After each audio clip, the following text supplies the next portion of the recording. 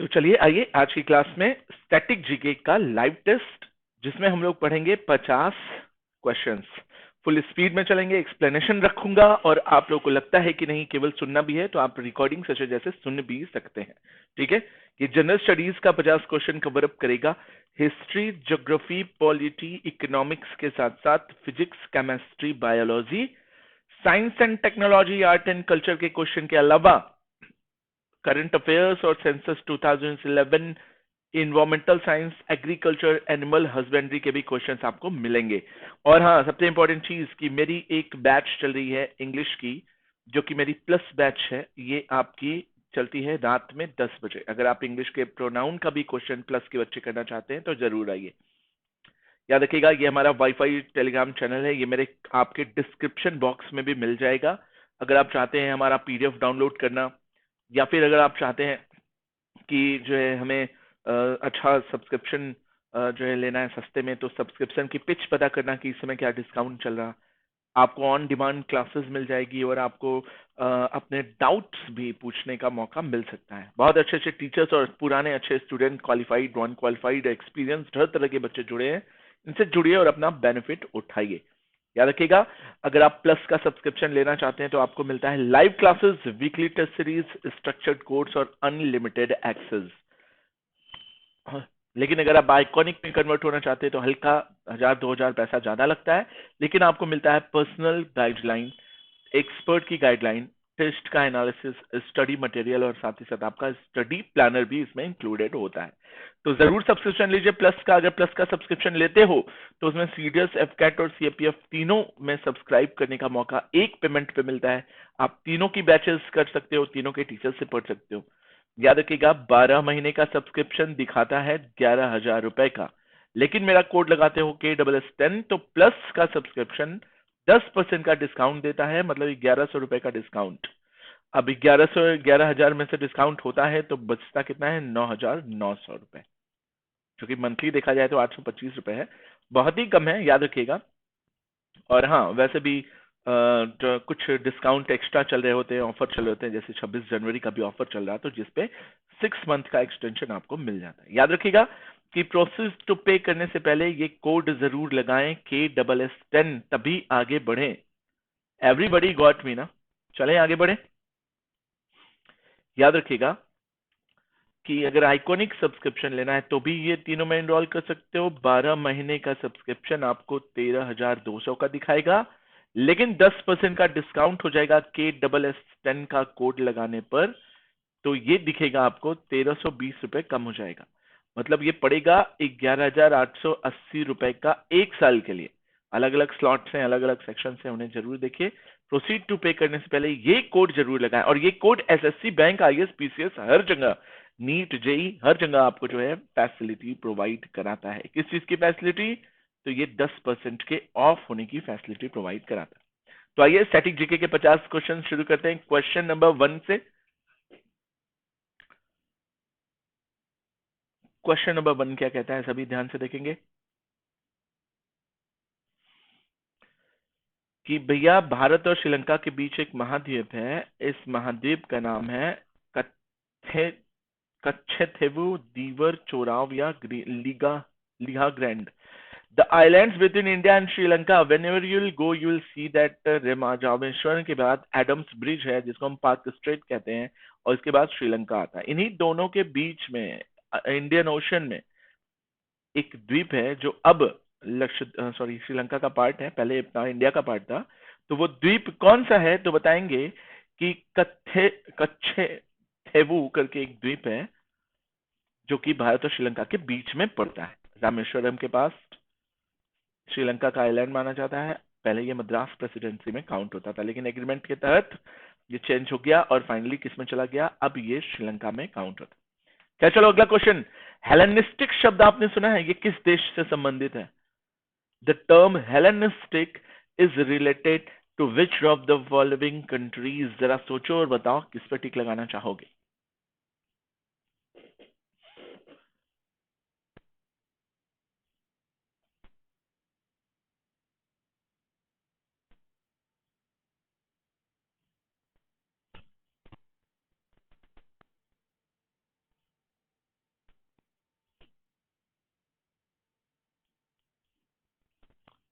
तो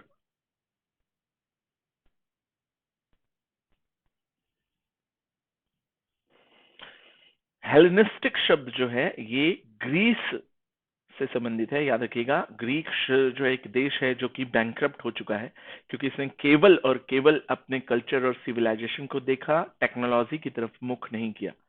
यहीं से अलेक्जेंडर द ग्रेट भी बिलोंग करते हैं। याद रखिएगा, हेलेनिस्टिक शब्द जो भी है ये आपकी ग्रीस से संबंधित है। Got it? देख लीजिएगा, the Hellenistic is related to Greek. The word Hellenistic means the to speak Greek और आइडेंटिफाई विद द ग्रीक्स। जो लोग ग्रीक स्पीक करते हैं,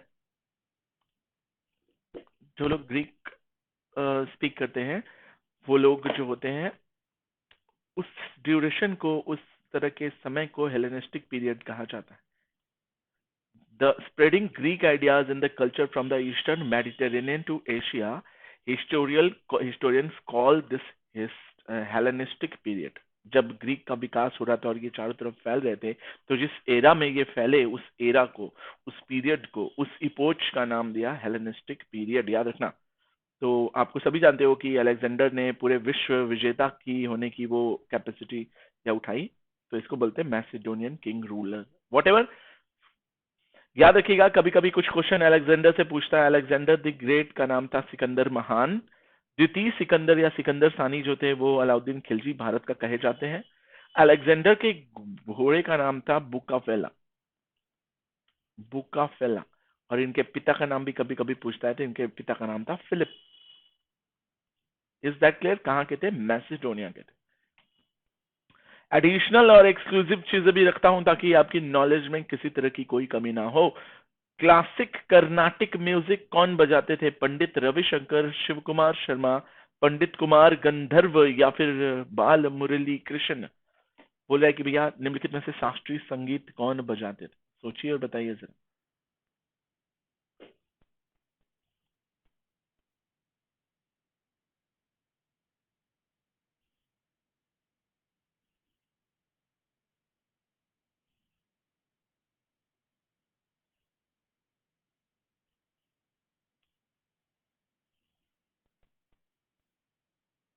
तो राइट आंसर जो होगा वो बाल मुरली कृष्ण है, क्योंकि ये नाम हिंदी लग रहा, ये हिंदी लग रहा, ये हिंदी लग रहा, ये थोड़ा सा साउथ इंडियन नाम लग रहा।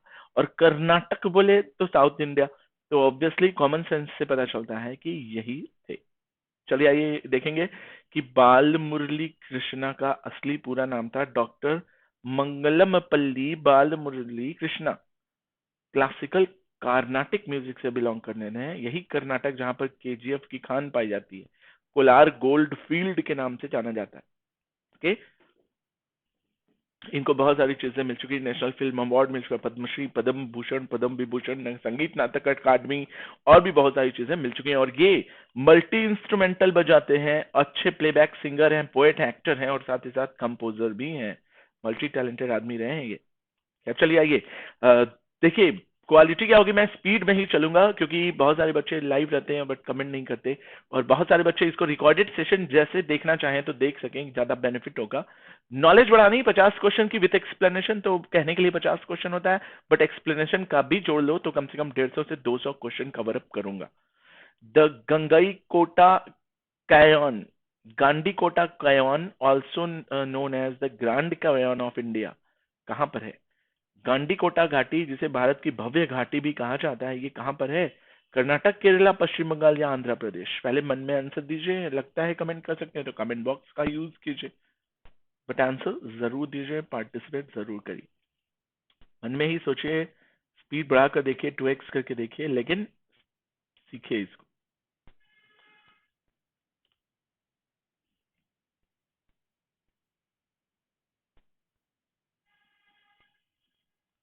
क्या टिक लगाओगे? इसके लिए क्या आंसर लग रहा, क्या लगाना चाहिए? तो बताएंगे कि भैया आंध्र प्रदेश में पड़ता है, कडापा डिस्ट्रिक्ट में। Hidden grand canyon of India कहा जाता है, भव्य घाटी के नाम से भी इसको जाना जाता है। कौन सी नदी पर है? तो पेन्नार रिवर के राइट बैंकर, ठीक है। कौन सी डायनेस्टी थी यहाँ पर? तो बताएंगे पेम्मसानी डायनेस्टी यहाँ पर रूल करती थी। तेलुगु बोलते थे ये लोग। मधुबनी कला के लिए कौन बिहार रत्न जीती थे? 1980। भारत रत्न के जैसा बिहार रत्न भी होता है। बोला कि भैया बिहार रत्न जीतने वाली प्रसिद्ध मधुबनी कलाकार कौन है? महासुंदरी देवी, सीता देवी, शशिकला देवी या फिर गंगा देवी। निम्नलिखित में से किसको आप क्रेडिट देते हो कि उन्होंने भारत रत्न सॉरी बिहार रत्न जीता 1984 में? किस चीज के लिए? तो मधुबनी कला के लिए उन्होंने ये चीज जीती थी। Can you tell me what is the right answer? Guys comment मन में ही सोचो, स्पीड बढ़ाओ।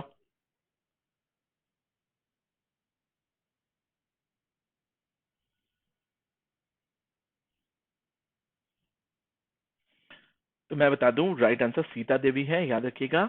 मिथिला आर्टिस्ट हैं सीता देवी। ये जो है बिहार की हैं। बरनी स्टाइल में मिथिला पेंटिंग इन्होंने करी। को नेशनल अवार्ड भी मिल चुका है 75 में, पद्मश्री भी मिल चुका है 81 में, और सबसे बड़ा सम्मान बिहार रत्न सम्मान उनके राज्य का 1984 में मिला है। चलो अगला क्वेश्चन।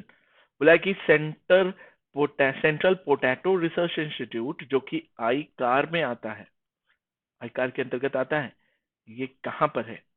केंद्रीय अनुसंधान संस्थान निम्नलिखित में से कहा? हैदराबाद, नागपुर, शिमला या Calcutta? Is it in Hyderabad, Nagpur, Shimla और इन कैलकाता? किस पे टिक लगाना चाहोगे, सोचो और बताओ मुझे।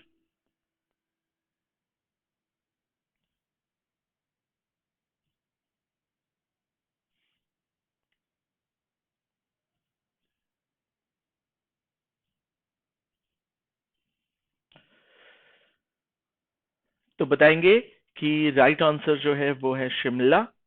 आलू अनुसंधान संस्थान का सेंट्रल लेवल का जो पोटैटो रिसर्च इंस्टीट्यूट है वो शिमला में है, और ये स्टैब्लिश्ड हुआ है जिस दिन आरबीआई स्टैब्लिश्ड हुआ है। आलू और आरबीआई एक जैसा हो गया। 1 अप्रैल 1935 को शिमला में हिमाचल प्रदेश में पड़ता है। याद रखिएगा कि ये आई कार में काउंट होता है, मतलब Indian Council of Agriculture Research के अंडर में ये वर्क करता है। It was established to prevent disease in potato. Potato में बंड रोग, कंड रोग जो होता है ना, उसको रोकने के लिए, और to produce various advanced varieties of potato.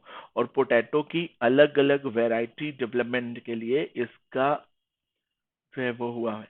याद रखिएगा पोटैटो रिवॉल्यूशन को राउंड रिवॉल्यूशन के रूप में जाना जाता है। कभी कभी क्वेश्चन पूछता है राउंड रिवॉल्यूशन निम्नलिखित में से किससे संबंधित है? तो पोटैटो के डेवलपमेंट से रिलेटेड। चलिए आइए, अगला क्वेश्चन क्या कहता है? एक इनपुट डिवाइस का उदाहरण है, एक इनपुट डिवाइस का उदाहरण है क्या? Sound card, projector, web cam या हेडफोन? इनपुट डिवाइस का क्या उदाहरण है? Sound card, projector, web cam या हेडफोन? निम्नलिखित में से कौन सा इनपुट डिवाइस माना जाता है? तो याद रखिएगा प्रोजेक्टर आउटपुट है, साउंड कार्ड भी आउटपुट देता है, हेडफोन भी आपको गाना सुनाता, आप उसमें बोलते नहीं, अगर माइक होता तब वो इनपुट हो जाता। तो वेब कैम ही क्या है? ये इनपुट डिवाइस है। आप स्क्रीन को आउटपुट कह सकते हो, लेकिन टच स्क्रीन होगा तो वो इनपुट भी हो जाएगा। लेकिन अगर स्क्रीन है या प्रोजेक्शन है तो वो आउटपुट है। लेकिन वेब कैम क्या करता है? ये इनपुट डिवाइस का पार्ट माना जाता है। A webcam is an input device because it captures a video image of the screen in the front of it. It is earlier built into the computer or it is connected with through a USB cable. या फिर laptop या computer में देखा होगा कि छोटा सा camera पहले होता है लेकिन उसकी अच्छी क्वालिटी नहीं होती, इसलिए लोग क्या करते हैं वेब कैम लगा लेते हैं ताकि अच्छा परफॉर्मेंस, अच्छा चीज दिखे। वैसे साउंड कार्ड, प्रोजेक्टर, हेडफोन ये सब चीजें क्या होती हैं? ये सब output device. Okay got it everybody, आगे बढ़े।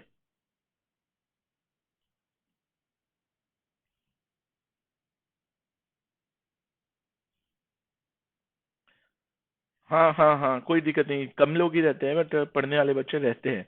क्या करोगे बताओ? भारतीय जहाज वो छठवें जो 8वें भारत म्यांमार संबंधित गश्ती में भाग लेगा। बोला है कि the Indian ship that will take part in 8th Indo Myanmar coordinated patrolling is known as Vikrant, Nicobar, Sukanya या सरयू? कौन सा ऐसा जहाज है जो इंडिया और म्यांमार का जो संयुक्त युद्धाभ्यास होता है, इसमें 8वें बार वाले युद्धाभ्यास में भाग ले रहा है, कौन सा है?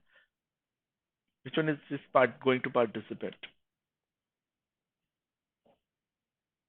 क्या बोली पब्लिक, सोचो और बताओ।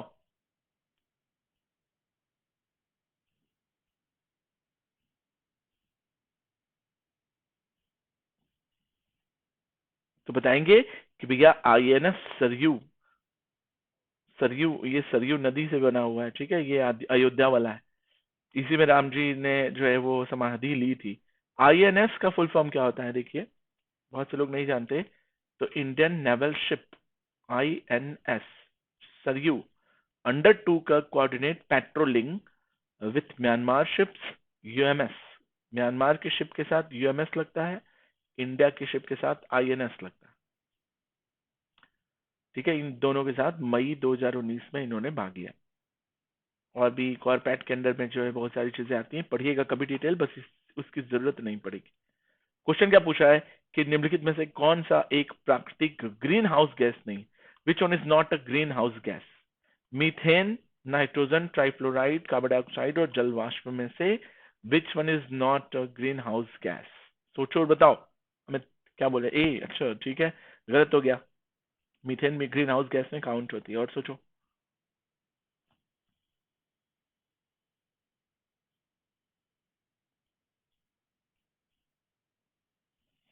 तो बताएंगे सही आंसर है कि, याद रखिएगा जब भी, कि नाइट्रोजन ट्राइफ्लोराइड जो है वो ग्रीन हाउस गैस नहीं है। मीथेन ग्रीन हाउस है, कार्बन डाइऑक्साइड में ग्रीन हाउस है, जलवाष्प भी ग्रीन हाउस में आती है। एक और आती है नाइट्रस ऑक्साइड, ये भी क्या है, ग्रीन हाउस गैस में ही काउंट होती है। मीथेन भी होती है और कार्बन डाइऑक्साइड और जलवाष्प भी ग्रीन हाउस गैस होती है। अब ग्रीन हाउस गैस क्या होती है जरा देख लो, जाने रहो इसको ग्रीन हाउस क्यों कहते हैं, एक्सप्लेनेशन पर ज्यादा फोकस करेंगे। पहाड़ी इलाकों में ऊपर उठने, एल्टीट्यूड के साथ साथ 165 मीटर ऊपर उठने पर 1 डिग्री टेम्परेचर कम होता है।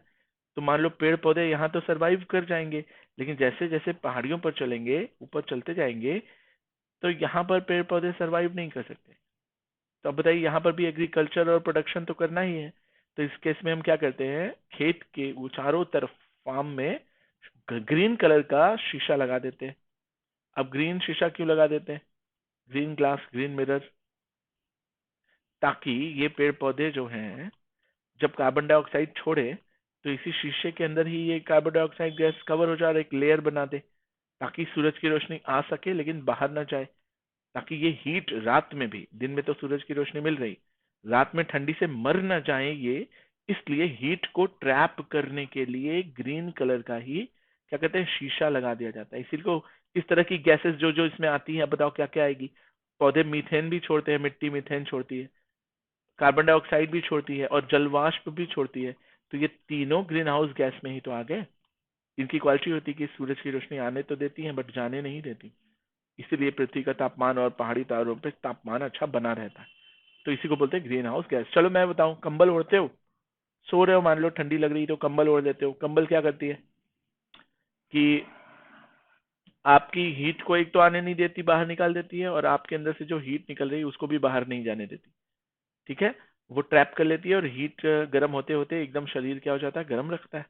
आप पन्नी ओढ़ लो केवल, देखो पॉलिथीन के अंदर चले जाओ, देखो आपको जो है गर्मी फील होने लगेगी। क्यों? क्योंकि हीट जो शरीर से निकल रही वो अंदर ही ट्रैप हो जाती है, और यही काम ये भी करता है, जिसकी वजह से ग्रीन हाउस इफेक्ट बनता है। Got it? थोड़ा स्पीड में पढ़ा रहा हूं, लेकिन हाँ चीजें कॉन्सेप्ट क्लियर करने के साथ ही बढ़ूंगा आगे। सब जानते हो हम्पी विजयनगर की राजधानी जो कि हरिहर और बुक्का ने शुरू करी थी, कहाँ है? तमिलनाडु, केरल, तेलंगाना या कर्नाटक? विजयनगर की राजधानी हम्पी, जो कि नोटों में भी आप देखने को मिल जाएगा, कहां पर है ये विजयनगर की साम्राज्य की राजधानी?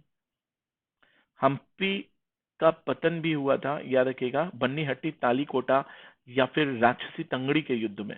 कहा जाता है कि कृष्णदेव राय के अंडर में जो है ये पनपी थी, और शुरुआत करी थी संगम विजयनगर की हरिहर और बुक्का ने। कहते हैं कि काशी के विद्वान पंडित गंगाधर राव करके कोई थे, गंगा भट्ट थे कोई, वो यहाँ से गए थे और उन लोगों को राज्याभिषेक करवाए थे। तो हम्पी कर्नाटक में पड़ता है। कर्नाटक मैसूर वाला सेक्शन आपने देखा होगा। उसी से थोड़ा सा आगे तुंगभद्रा नदी कृष्णा नदी के पास का सेक्शन, विजयनगर जो है कृष्णा नदी तुंगभद्रा नदी के पास के सेक्शन में पड़ती है। याद रखेंगे, हम्पी उसकी कैपिटल रह चुकी थी। इसको वर्ल्ड हेरिटेज साइट 1986 में ही इसको घोषित कर दिया गया था। चलो अगला क्वेश्चन, ASC ट्रिपल आई का फुल फॉर्म क्या है? आईटी सेक्शन में ASC ट्रिपल आई का फुल फॉर्म क्या है? What is the full form of ASC triple I in the field of the information and technology? American standard communication for information interchanges, American standard code for information interchanges, American standard code for the international interchanges, या फिर American standard code for the infrastructure interchanges? या तो common sense है, ASC triple I का full form क्या है? जहां तक मुझे लगता है आईटी वाला सेक्शन है ना, तो इंफॉर्मेशन इंटरचेंजेस सही होना चाहिए था। अब ये दो ऑप्शन है, ये दो ऑप्शन कट गए। अब ASC का फुल फॉर्म क्या है? अमेरिकन चारों में है, तो ए तो अमेरिकन तो चलो सही है। एस पर स्टैंडर्ड चारों में है, चलो ये भी सही हो गया। तो अब बताओ, इंफॉर्मेशन और टेक्नोलॉजी ज्यादातर किस चीज में यूज हो रही? कोड में की कम्युनिकेशन में? मैं रहता तो कम्युनिकेशन को सेंटर टारगेट मानकर ऑप्शन ए पर टिक लगा देता। फाइनली हमारा आंसर सही हो सकता था, बट गलत हुआ। चलो कोई नहीं, हमें सीखने को मिला कि भैया अल्फा न्यूमेरिक कोड होता है, इसको ASC ट्रिपल आई और EBC DIC के नाम से जाना जाता है। अब इन दोनों का आजकल बड़े लेवल पर ये जो है आईटी में यूज हो रहे हैं ये कोड। तो जैसे American standard code for information interchanges और extended binary coded decimal interchanges code, ये आपका EBC DIC कोड्स होते हैं जो मोस्टली वाइडली यूज होते हैं आईटी सेक्शन में। तो आपसे याद रखोगे सभी। आरबीआई का गवर्नर नहीं रहा है कभी मनमोहन सिंह सुब्बाराव नरसिम्हम गिल। कौन नहीं रहे?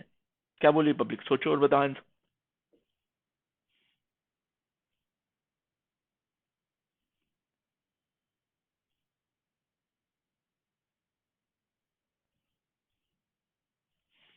तो याद रखिएगा कि भारतीय रिजर्व बैंक का गवर्नर मनमोहन सिंह भी रह चुके हैं, सुब्बा राव। इन्हीं दोनों में जो गेम था सो गेम था। अब बताइए नरसिम्हा और गिल में से आंसर क्या होना चाहिए था? तो गिल। गिल जो थे ये आईएएस रह चुके हैं इस कैडेट के, पंजाब कैडेट से थे IAS. First member of Indian aspirative service to go to Himalayan mountaining institute गए, पहली आदमी थे दार्जिलिंग जो गए। याद रखिएगा ओलंपिक्स को प्रमोट करने में इनका बड़ा हाथ था। चीफ इलेक्शन कमिश्नर रह चुके हैं ये गिल, लेकिन कभी भी आरबीआई के गवर्नर नहीं बने। ठीक है, खैर चलो आगे। पहली दो विश्व कप टूर्नामेंट जीतने वाली टीम कौन सी थी? मैं सन बता दूं तो शायद याद आ जाए। कॉन्सिक्वेंटली जीता है इस सन में। ठीक है, अब सोच के बताइए। उसके बाद 83 का था अपना जर्सी कपिल देव वाला इंडिया, और उसके बाद जो था 87 में यूके इंग्लैंड, नहीं सॉरी ऑस्ट्रेलिया। ठीक है, तो ये दोनों का पूछ रहा है। तो याद रखिएगा वो वेस्ट इंडीज है। पूछा कि the team that won the first two world cup cricket tournament was, line से लगा था फर्स्ट टू, तो थे वेस्ट इंडीज। इंडिया ने 83 के बाद 2011 में भी महेंद्र सिंह धोनी के अंडर में जो भी वर्ल्ड कप जीता था। तो याद रखिएगा इंडिया ने भी 2 बार जीता। और देखो एक्सप्लेनेशन दे रहा है, first two world cup was won by West Indies, इनको ब्लैक इंडियंस कहा जाता है। 75 और 69 में जीता था इन्होंने। 75 में ऑस्ट्रेलिया को हराया था, 69 में वेस्ट इंडीज ने किसको हराया था?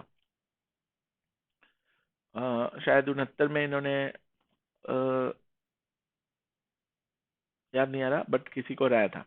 इंडिया ने भी कम से कम 83 और 11 में जीता। 83 में कपिल देव और धोनी के अंडर में। पाकिस्तान और श्रीलंका भी एक एक जीत चुके हैं वर्ल्ड कप। तंगालिया शॉल किस राज्य से संबंधित है? Gujarat, Punjab, Uttar Pradesh, Karnataka, sorry Arunachal Pradesh. Tangaliya shawl is associated with which of the Indian state? सोचो और बताओ।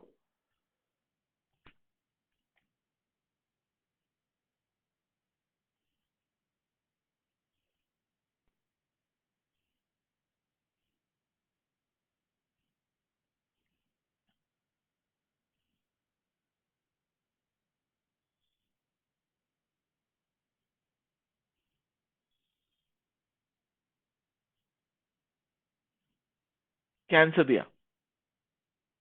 तो याद रखेंगे कि तंगालिया शॉल गुजरात में है, ठीक है। देख लीजिए एक बार इसका एक्सप्लेनेशन पर मेरा विशेष फोकस रहता है, याद रखिएगा कि कभी भी एक्सप्लेनेशन के लिए दिमाग में रखेंगे कि अच्छे से उसको पढ़ें। Tangaliya is a dotted woven textile of Sundar Sundaranagar district of Saurashtra, जिसको हम क्या कहते हैं, गुजरात। महाराष्ट्र क्या है अपना, महाराष्ट्र है, सौराष्ट्र होता है वो Gujarat. Usually worn as a wrap around skirt by a woman of the shepherd community, okay? Shawl, dupatta, dress material और भी बहुत सारी चीजें, pillow cover, bedsheet, accessories, home decor, ये सब चीजें जो है इसकी बनती है। तो तंगालिया ने अपना जीआई वो भी करा दिया, रिकॉग्निशन भी सेंट्रल गवर्नमेंट की तरफ से 2009 में, कि भैया तंगालिया बोलते ही गुजरात ध्यान जाना चाहिए, इसलिए इस पे एक क्वेश्चन बन गया। एक जैव रासायनिक यौगिक क्या है? बायोकेमिकल, बायो भी है, केमिकल भी है और एक कंपाउंड भी है। What is that thing? Carbon आधारित यौगिक होते हैं कि हाइड्रोजन आधारित, खनिज या फिर सल्फर? सोचो और बताओ मुझे। जैव रासायनिक को ही ऑर्गेनिक बोलते हैं ना, ऑर्गेनिक में कौन सा आ जाता है, सोचो।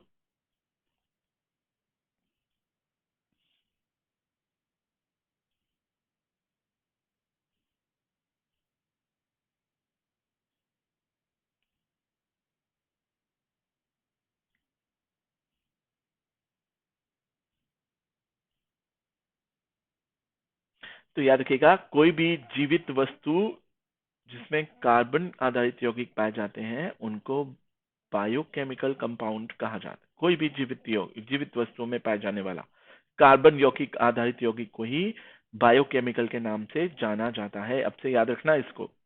Next question. Living things are known as biochemical compound. जैसे कोई भी लिविंग थिंग हो, पेड़ पौधे, पशु पक्षी, जानवर, मनुष्य इत्यादि। Biochemical compounds made up of cells, other structures of organism and carry out a life processes. बढ़ते हैं, ग्रो करते हैं, रिप्रोड्यूस करते हैं, मर जाते हैं। Carbon is the basis of the all biochemical compounds. So carbon is essential life to Earth. The reason is carbon's ability to form stable bonds with many elements. Carbon सबके साथ आसानी से जो है बॉन्डिंग बना सकता है, इंक्लूडिंग इटसेल्फ, खुद को भी अपने साथ कंबाइन रखता है। इसलिए तो कार्बन डेटिंग प्रोसेस से कार्बन 12 और कार्बन 14 से किसी भी चीज की आप डेट पता कर सकते हैं, क्योंकि हर चीज में कार्बन है। और कार्बन का वो अर्धायु भी जो है अलग होता है। तो इसीलिए कार्बन रेडियो एक्टिव प्रोसेस या डेटिंग प्रोसेस या मम्मी की, चट्टानों की, पुरानी चीजों की, पृथ्वी की आयु, तारों की आयु, उल्का पिंड की आयु, सब चीज पता कर ले जाते हैं। तो कार्बन अपने आप को एसोसिएट बहुत आसानी से हर चीज में कर लेता है, अपने आप को बिना डिनाई किए। तो इसलिए ये ज्यादा इंपॉर्टेंट है। इसके 4 मेजर क्लासेस होते हैं। The vast number of biochemical compounds can be grouped into 4। जैसे कार्बोहाइड्रेट्स में भी, लिपिड्स में, प्रोटीन्स में और न्यूक्लिक एसिड्स के सेक्शन में ये क्लासिफाई खुद को कर लेता है। देखो, फुफ्फुसी या धमनी आप लोग शायद ना जानते हो, इसलिए इंग्लिश में पढ़ा दूं। राइट पल्मोनरी आर्टरी, बताइएगा मुझे। राइट पल्मोनरी आर्टरी इज, जो राइट वाली, देखो लेफ्ट और राइट दो होती है, तो राइट वाली लेफ्ट वाली से बड़ी है या उसी के इक्वल है? ये ग्रेटर है या इक्वल है कि उससे लॉन्ग है या फिर छोटी है? राइट वाली पल्मोनरी आर्टरी लेफ्ट वाली पल्मोनरी आर्टरी से लंबी है, बड़ी है, समान आकार की है कि छोटी है? क्या बोल रहे हैं? क्या बोल रही पब्लिक? सोचो, इसका आंसर बनने ही सोचो, बताओ जरा।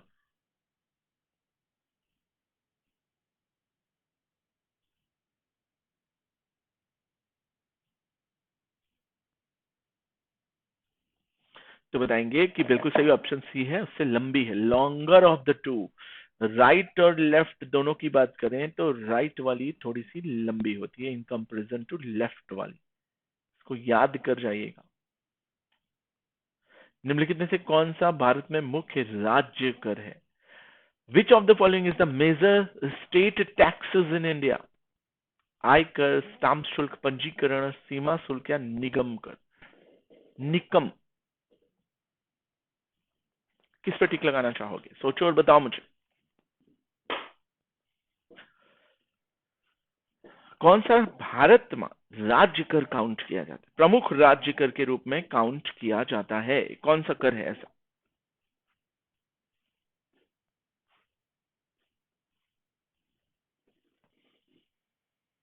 तो बताएंगे कि भैया जो सीमा शुल्क और पंजीकरण रजिस्ट्रेशन का पार्ट है, ये हमारे राज्य के स्टेट गवर्नमेंट के लेवीड टैक्सेस हैं on documents use in transaction such as contracts, mortgage, licenses and commissions.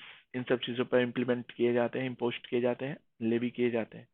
Stamp duty is levied on the documents that create, transfer, limit, extend, extinguish, or record right or ability. Such documents become illegal when they are stamped with their adhesive or embossed stamps. Bharat सरकार की तरफ से राज्य सरकार की तरफ से लगा दिया। It is responsibility for the writer, the bearer of the document to pay the stamp tax to the government officially on the। इसमें बहुत सी चोरी भी होती है, इसके लिए बहुत सारे विभाग बने हैं।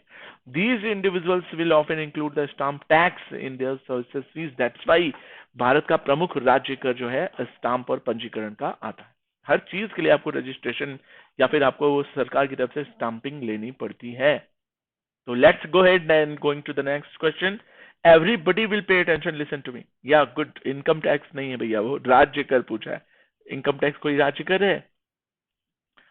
चलो खैर आगे बढ़ेंगे। भारत में बैंकिंग के संदर्भ में, बैंकिंग प्रणाली के संदर्भ में आरटीजीएस क्या है? What is the full form of the RTGS in the reference in the context of banking system in India? RTGS का मतलब क्या होता है? रियल टाइम की रैंडम टाइम? रैंडम टाइम तो यार रैंडम टाइम तो नहीं होता। रियल टाइम, अब बताओ ग्रॉस सेटलमेंट की गेन सेटलमेंट? यार जहां तक मुझे लगता है आरटीजीएस से पैसे मैं भेजा हूं, मिनिमम 2 लाख रुपए भेज सकते हैं, मैक्सिमम की कोई लिमिट फिक्स नहीं है। और ये रियल टाइम में पहुंच रहा है, जैसे ही भेजे तुरंत पहुंच जाएगा, कोई टाइम का वो गैप या किसी भी टाइम का डिले नहीं होता। That's why real time gross settlement के नाम से इसको जाना जाता है, आरटीजीएस। Everybody got it? तो रियल टाइम को ही आरटी बोलते हैं, जीएस का मतलब होता है ग्रॉस सेटलमेंट। मिनिमम अमाउंट अगर पूछे कि लिमिट थ्रू किया जा सकता है आरटीजीएस से कितने रुपए, तो 2 लाख रुपए। मैक्सिमम की कोई लिमिट नहीं है, जितना चाहे कर सकते हो। चलिए नेक्स्ट क्वेश्चन। दो लोगों ने मिलकर गोल्डमैन अवार्ड शुरू किया था। गोल्डमैन अवार्ड किससे संबंधित है? 1989 में सबसे पहली बार दिया गया था, शुरू किया था रिचर्ड और रोडा गोल्डमैन ने मिलकर। एक क्वेश्चन यहां से प्रिपेयर हुआ कि गोल्डमैन किस सेक्शन में दिया जाता है, और गोल्डमैन की शुरुआत किसने करी, और गोल्डमैन कौन से सन में आया? गोल्डमैन पुरस्कार आपने नोवेल सुना होगा, आपने मान बुकर सुना होगा, आपने ज्ञानपीठ पुरस्कार सुना होगा, आपने लाइफ टाइम अचीवमेंट सुना होगा, द्रोणाचार्य सुना, अर्जुन सुना होगा, परमवीर चक्र सुना होगा। इसी तरह से गोल्डमैन पुरस्कार भी एक पुरस्कार है जो 1989 में शुरू किया गया था, और ये किया था रिचर्ड और रोडा गोल्डमैन ने। बताइए किसके लिए देते हैं ये गोल्डमैन? शिक्षा, चित्रकारी, संगीत या पर्यावरण? क्या बोली पब्लिक?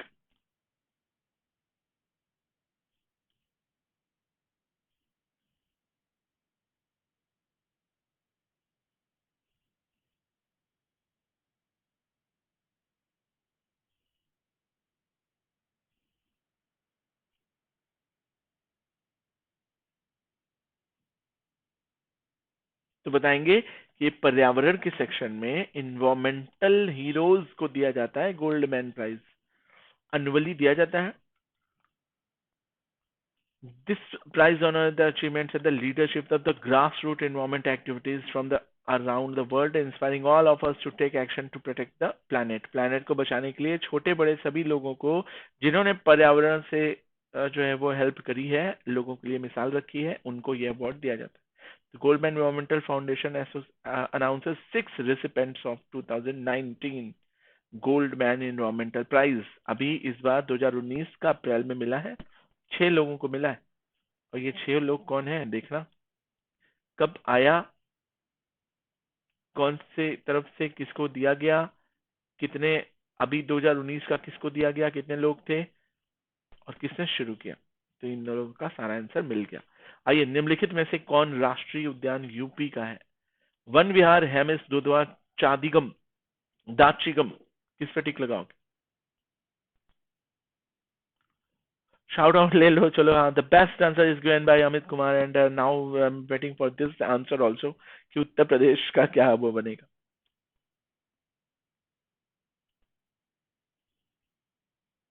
सभी कोशिश करें और मन में ही आंसर दें, और क्योंकि मैं स्पीड तो मेंटेन रखा हुआ, मुझे पता है कि थोड़ी सी। हाँ, Dudhwa is the right answer, very good. Pilibhit के पास पड़ता है दुधवा नेशनल पार्क। याद रखिएगा इतने स्क्वायर फीट में है। यहाँ पर आपको tiger, leopard, cat, sloth bear, one horn rhinoceros, elephant, black deer, swamp deer, आपको हर तरह की इंडेंजर्ड स्पीसीज भी यहाँ पर मिल जाएगी। और यहाँ पर दुधवा नेशनल पार्क है, 1987 में जो है ये क्या है, फेमस हुआ। खैर चलिए, भगत सिंह, सुखदेव और राजगुरु को लाहौर षड्यंत्र केस में फांसी दी गई। कितने तारीख को दी गई है? 23 अप्रैल, 23 फरवरी, 23 मार्च या 28 जनवरी?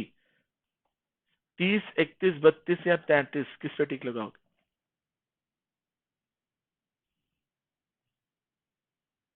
क्या बोली पब्लिक? और सोचो, तेजी से स्पीड बढ़ाओ। मैं अपनी स्पीड रोकने वाला नहीं, मेरे साथ साथ आपको काउंटेबिलिटी बढ़ानी पड़ेगी। सुनने की आदत बढ़ाओ, ऐसे सोच लो कि रिकॉर्डेड सेशन चला, तेजी से चलेंगे हम लोग। तो भगत सिंह, राजगुरु, सुखदेव को लाहौर षड्यंत्र केस में असेंबली में बम फेंकने और सॉन्डर्स को गोली मारने के उपलक्ष्य में 23 मार्च को मार्टायर डे के नाम से जाना जाता है। इसी समय गांधी इरविन समझौता हुआ था, द्वितीय गोलमेज सम्मेलन हुई थी। भगत सिंह के बारे में सुन लो, इन्होंने Hindustan socialist Republic of association में जो है काफी अच्छा रोल प्ले किया था। और तो और कहा जाता है कि बड़े अच्छे पंजाबी थे, इन्होंने देश के लिए जान दे दी कम उम्र में। गांधी जी चाहते तो कहते हैं कि लोग इनको बचा भी सकते थे, लेकिन बचा नहीं पाए। और इनके अच्छे दो दोस्त थे, सुखदेव और शिवराम राजगुरु। कभी कभी पूरा नाम पूछता है कि केवल सुखदेव था कि थापर था नाम। शिवराम के साथ क्या था? राजगुरु। ठीक है, तो ऐसे याद रखना। इन्होंने सॉन्डर्स को गोली मारी थी, साउंडर्स, सर जॉन साउंडर्स को। और मंगल पांडे ने कर्नल बाग को गोली मारी थी। उधम सिंह ने जनरल डायर को गोली मारी थी। और हमारे ये नाथूराम ने गांधी जी को गोली मार दी थी। इधर हम लोग अंग्रेज को गोली मार रहे हैं और उधर नाथूराम ने गांधी जी को गोली मार दी, कि लो बराबर हो गया। ज्योतिबा राव फुले ने पिछड़े एससी, एसटी और ओबीसी के लोगों में जो है वो अच्छाई, उनका उत्थान करने के लिए, उनका सामाजिक, आर्थिक, पॉलिटिकल, राजनीतिक और कल्चरल डेवलपमेंट, ये सब चीजों के लिए इन्होंने काफी आए और पिछड़े लोगों के उत्थान के लिए काफी मेहनत करी। तो उन्होंने एक सत्य शोधक समाज की स्थापना करी थी। कैन यू टेल मी कि which year he has started these kind of acts? प्यो सिंह, बटुकेश्वर दत्त थे साथ में, हाँ कह सकते हो, बट तीनों को साथ में फांसी नहीं दी गई थी। बटुकेश्वर दत्त को अलग सेक्शन से डील किया गया था। तो चलो, ज्योतिबा राव फुले जो हैं, इन्होंने ऑप्शन डी के अकॉर्डिंग लो कास्ट को, मतलब 1873 में इन्होंने शुरू किया था। गुलामगिरी नाम की किताब भी इन्होंने लिखी हुई है। याद रखिएगा, जो अति शूद्र हैं उनको अनटचेबल्स कहा जाता था, और जो केवल शूद्र हैं उनको लेबरिंग कास्ट कहा जाता था। बहुत से लोगों को मैं बता दूं कि शायद आप लोग नहीं जानते कि सत्यशोधक समाज में एससी एसटी का, या हमारे आज के कॉन्टेक्स्ट में एससी एसटी कैसे डिस्क्राइब करते हैं, तो मैं बताऊं। जो पिछड़े इकोनॉमिकल और सोशल सेक्शन है उनको एससी में रखा गया, लेकिन जो आदिवासी हैं, ठीक है, ये अति पिछड़े वाले सेक्शन में आते हैं। ये खूंखार भी हो सकते हैं, लेकिन एससी एसटी जो है हमारे समाज में ही रहते हैं, स्लम्स में रह सकते हैं या कहीं ऐसी जगहों पर रहते हैं। ये समाज की चीजें देख रहे हैं कि यहाँ सब लोग कार में घूम रहा है, बिल्डिंग में घूम रहा है, अमेरिका जा रहा है, अच्छा कपड़ा पहन रहा, अच्छा खा रहा, बस ये देख कर रह जाते हैं। तो ऐसे आते हैं एससी में। आदिवासी जो होते हैं एसटी, इनको शेड्यूल्ड ट्राइब्स कहा जाता है। ये भैया जंगल में, पहाड़ों पर या बहुत दूर किसी कोने में होते हैं, समाज देख भी नहीं रहे होते। ये कुछ जातियां हैं जो समाज देखती हैं, बट ये नहीं देखते। और ये थोड़े से वो दूसरी प्रवृत्ति के लोग होते हैं। ये खूंखार भी होते हैं, इनकी जनगणना भी करने जाओ तो ये मार के खा जाएंगे, ऐसे टाइप के भी होते हैं। तो एसटी अलग है, पहाड़ी आदिवासी जातियां। एससी अलग है। ऐसे ही ओबीसी के बारे में बताऊं, अदर बैकवर्ड क्लासेस भी, कुछ ऐसे लोग जो जनरल यूआर में, ठीक है, उससे थोड़े से नीचे हैं लेकिन एससी से थोड़े से ऊपर हैं, तो उनको ओबीसी में रख दिया गया। जैसे किन्नर लोगों को भी, आप लोगों ने सुना होगा यूनक, यूनक जिनको हम ट्रांसजेंडर कहते हैं, ट्रांसजेंडर्स को भी किस में रख दिया गया है? तो ना तो ये यूआर में गए ना तो एससी में गए, ये किस में आ गए? जितने भी ट्रांसजेंडर्स जिनको थर्ड जेंडर कहा जाता है ये ओबीसी में आ गए हैं। ठीक है, तो ये 3 क्लास है। कॉन्स्टिट्यूशन में इनके रिजर्वेशन पर कुछ नहीं कहा गया, लेकिन फिर भी इनके लोगों को पॉलिटिक्स के तहत, राजनीति के तहत, चुनावी दंगल के तहत आरक्षण दिया जाता है। आरक्षण के खिलाफ हूं मैं, लेकिन अब क्या ही करोगे। इक्विटी, क्योंकि हमारे देश में इक्विटी वर्ड आपने सुना होगा। इक्विटी के बारे में बता दूं, 2 लाइन लगेगा, सुन लो। चीजें सुने रहो, देखो लिखने और बोलने में बहुत आसान हो जाएगा। जैसे इक्विटी की बात करूं मैं और इक्वालिटी की बात करूं, बताओ मुझे। ये है अमीर बाप का बेटा और ये है एक दलित का या ओबीसी का या गरीब बाप का बेटा। अब सरकार क्या करती है? 2 तरह की सरकार होती है, 2 तरह के लोग होते हैं। चाहते हैं कि भैया देखो इसके भी हाथ पांव सलामत है, इसके भी हाथ पांव सलामत है, अगर आप इसकी मदद करना चाहते हैं तो आप इसको भी 100 रुपए दीजिए, इसको भी 100 रुपए दीजिए। ये होती है इक्वालिटी। लेकिन हमारे यहाँ कुछ ऐसे लोग पॉलिटिक्स में हैं और समाज में भी हैं जो चाहते हैं कि इक्वालिटी नहीं, इक्विटी होनी चाहिए। कि भैया देखो इनको 100 रुपए हमको 2 लोगों में बांटना है, बराबर बराबर। ये अमीर बाप है, मतलब ये मान लो जनरल है, और ये गरीब है, मान लो एससी एसटी ओबीसी है। अब ये 100 रुपए मैं इन दोनों को दे दूंगा? नहीं, हमारे दिमाग में आया कि यार इसके पास तो पहले से पैसे हैं, इनके पापा कमाते हैं, कार में घूमता, अच्छा खाता है, क्यों ना इसको हम केवल 20-10 रुपए दे दें। ठीक है, और बाकी ये पैसे इसके 90 रुपए मिलाकर इसको दे दें, तो इसको हम दे दें 190 रुपए। और इसको 10 रुपए केवल इसलिए दें कि यार चलो कुछ तो ले लिया और थोड़ा बहुत काम आएगा इसके। इसको तब तक देते रहेंगे जब तक ये इनके लेवल के बराबर नहीं हो जाता, तो इसी का पैसा उठाकर इसे दे देते हैं ताकि इसको ज्यादा प्रोटीन मिले, अच्छा खाए, अच्छी शिक्षा प्राप्त करे, इकोनॉमिक बैकग्राउंड अच्छा हो, और मेहनत करके ये वापस किसके इक्वल पहुंच जाए? इनके इक्वल पहुंच जाए। इनको रोक दो थोड़ी देर, इवन इनकी डेवलपमेंट को भी रोक दो, इनकी सारी फैसिलिटीज को भी रोको, ताकि यहाँ के लोग जल्दी से यहाँ पहुंचे, और जब दोनों बराबर हो जाएंगे तब फिर से दोनों का आरक्षण काट दिया जाएगा। यही है एग्जैक्टली आरक्षण का कॉन्सेप्ट। अब देखो सही से देखा जाए तो गलत नहीं है। Is that clear? Got it? आगे बढ़े। एक स्पेलिंग का डिफरेंस नहीं है, ये एक बड़ी मीनिंग होती है, समझे? Got it? जैसे ऐसे समझो ना, एक और तरह से समझाने की कोशिश करूं, बड़ा अच्छा जो है ये कॉन्सेप्ट मैंने पढ़ा था इसलिए मैं आप लोग के सामने ला रहा हूं। एक लड़का है, बड़ा लंबा है, एक लड़का है कि नाटा है। अब इसको इस बाउंड्री के पार देखना है। ठीक है, मान लो ये बाउंड्री। तो अब बताओ इस लड़के को कितना ऊंचा स्टूल चाहिए? केवल इतना ऊंचा बॉक्स चाहिए। लेकिन इस लड़के को कितना ऊंचा बॉक्स चाहिए? इतना ऊंचा बॉक्स चाहिए। अब मैंने इसको इतना ऊंचा बॉक्स दिया ए को, और बी वाले को मैंने इतना बड़ा बॉक्स दिया। अब आप लोग, मैं गवर्नमेंट हूं, अब आप लोग मुझसे आगे लड़ने कि यार ये भी इंसान है, ये भी इंसान है। आप इसको इतना बड़ा बॉक्स दे दिए और इस आदमी को आपने इतना छोटा सा बॉक्स दिया। मतलब कोई आदमी ऐसा भी होगा जो इतना लंबा होगा, आप उसको बॉक्स भी नहीं देंगे। ये कौन सा न्याय है? ये कौन सा इंसाफ है? तो हमारा इंसाफ यही है कि भैया इस बाउंड्री के पार सब कोई देखे। अगर ये सक्षम है, देख सकते हैं, तो इनको कोई बॉक्स नहीं मिलेगा। ये कम सक्षम है तो इनको ये ए बॉक्स मिलेगा। ये एकदम सक्षम नहीं है तो ऐसा नहीं है कि हम इसको भी इतना ही बड़ा बॉक्स देंगे, नहीं, हम इसको और बड़ा बॉक्स देंगे।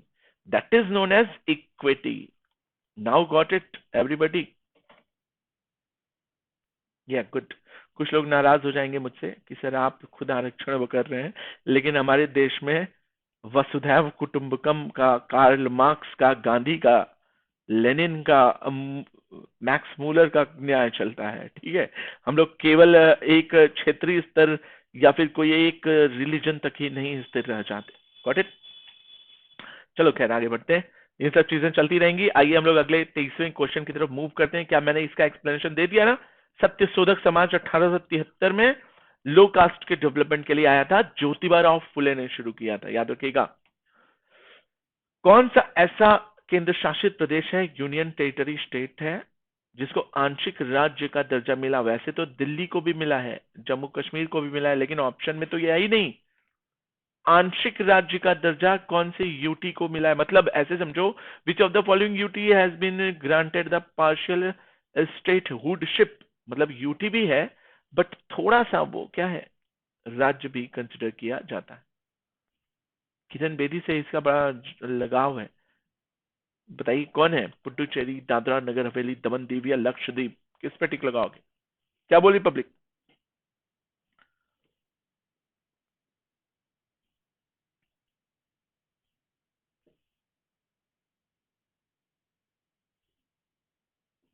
तो सोच लिया, चले आगे बढ़े। याद रखिएगा, Puducherry is the right answer.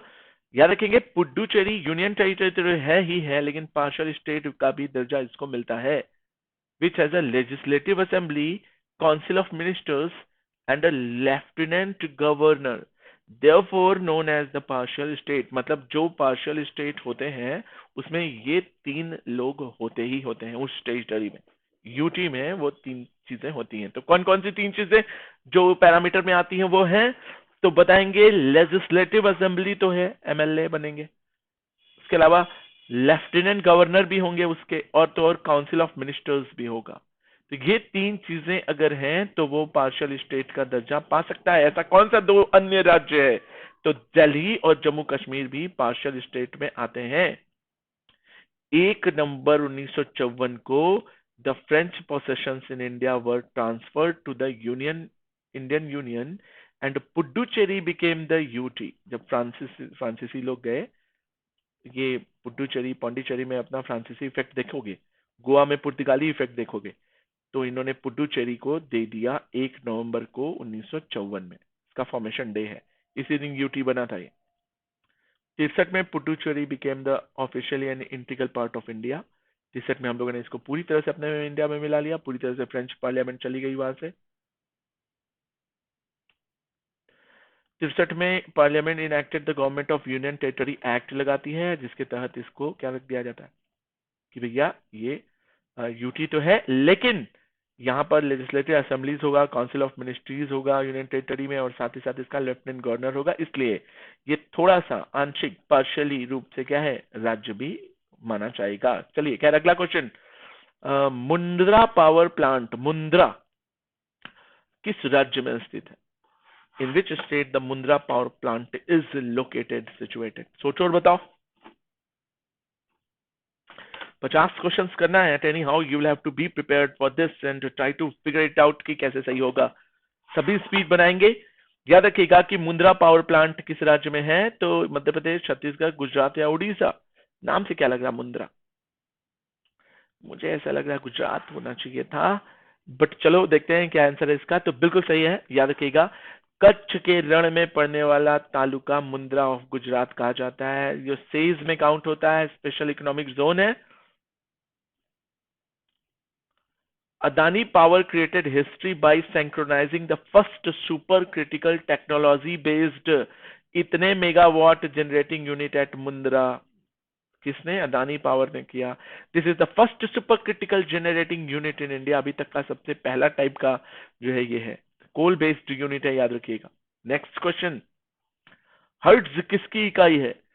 ऊर्जा की, दबाव की, आवृत्ति की बल की? Hertz is the SI unit of energy, pressure, frequency या फिर फोर्स? किस पे टिक लगाओगे? तभी सोचो और बताओ। वेरी गुड, बहुत 61 में गया था गोवा। कहते हैं कि पुर्तगाली सबसे पहले आए और सबसे बाद में गए।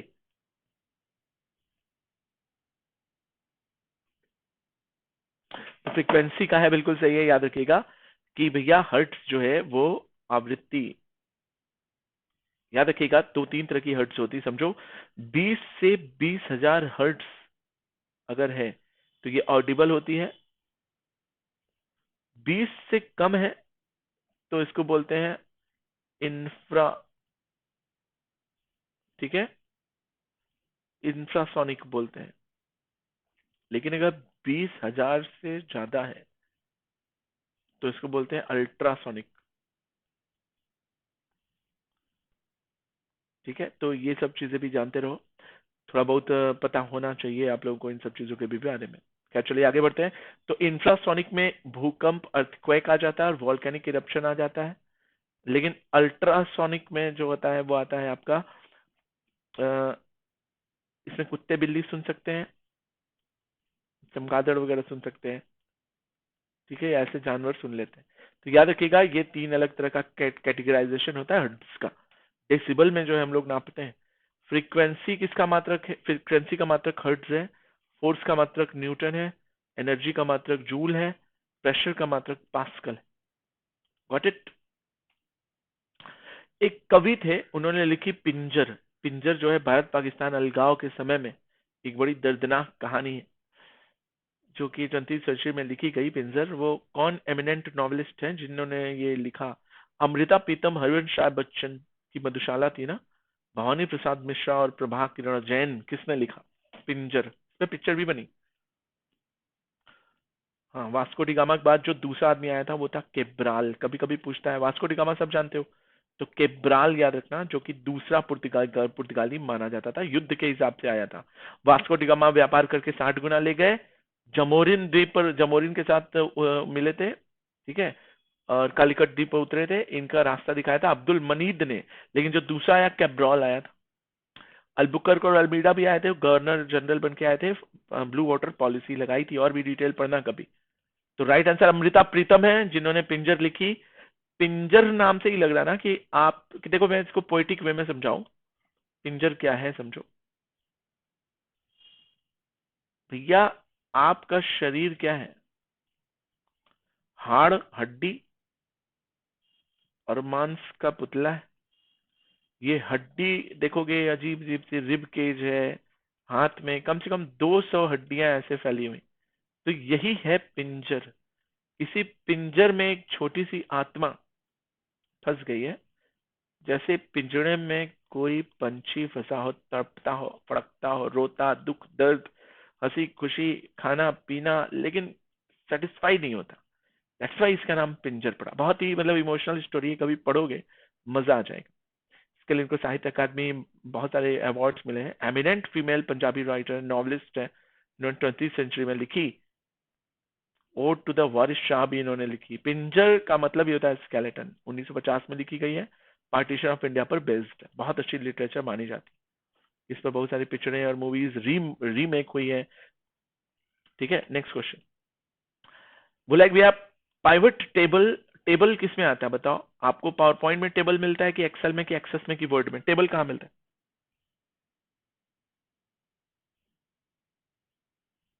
जमोरिन को डुबो दिया था नहीं, जमोरिन इससे बहुत खुश थे, बाद वाले पुर्तगालियों से बहुत नाराज थे।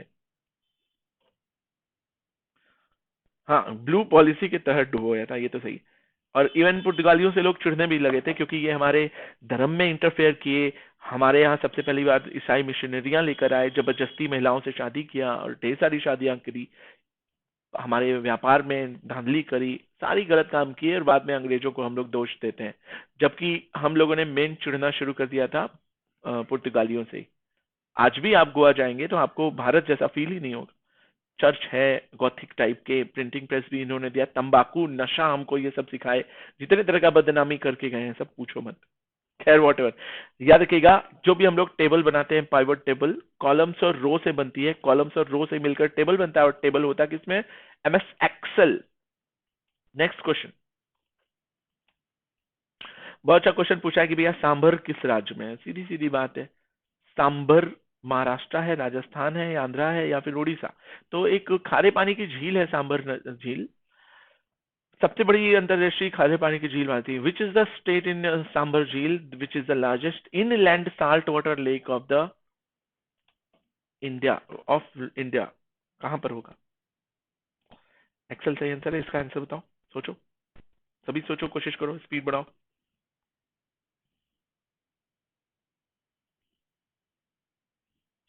तो बताएंगे कि भैया राजस्थान में है सांबर झील, इसको याद कर लीजिए।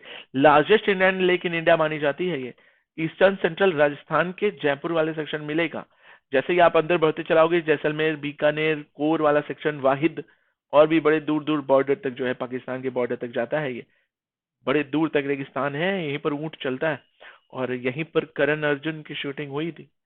अरावली रेंजेस के पास पड़ता है। इसमें 5 रिवर्स की नदियों को पानी मिलता है इससे। सामोद, खारई, मंथा और कांडेला और मेधता, रूपा रूपग्रह रूपाघर रूपनगर करके है ना। चलिए खैर, आगे बढ़ेंगे। अगला क्वेश्चन याद आया मुझे रेगिस्तान से।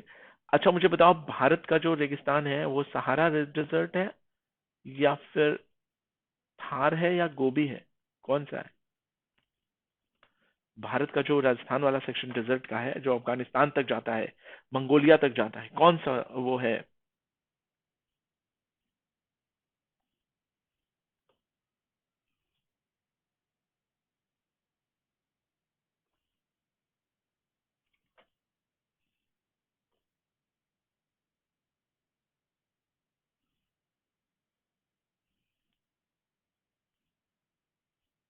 किस पे टिक लगाया? तो बताएंगे कि भैया थार डेजर्ट है वो, ठीक है। बहुत से लोग जानते तक नहीं है इसको कि आखिर वो है क्या, इसलिए मैंने और क्लियर कर दिया। हाँ, वेरी गुड।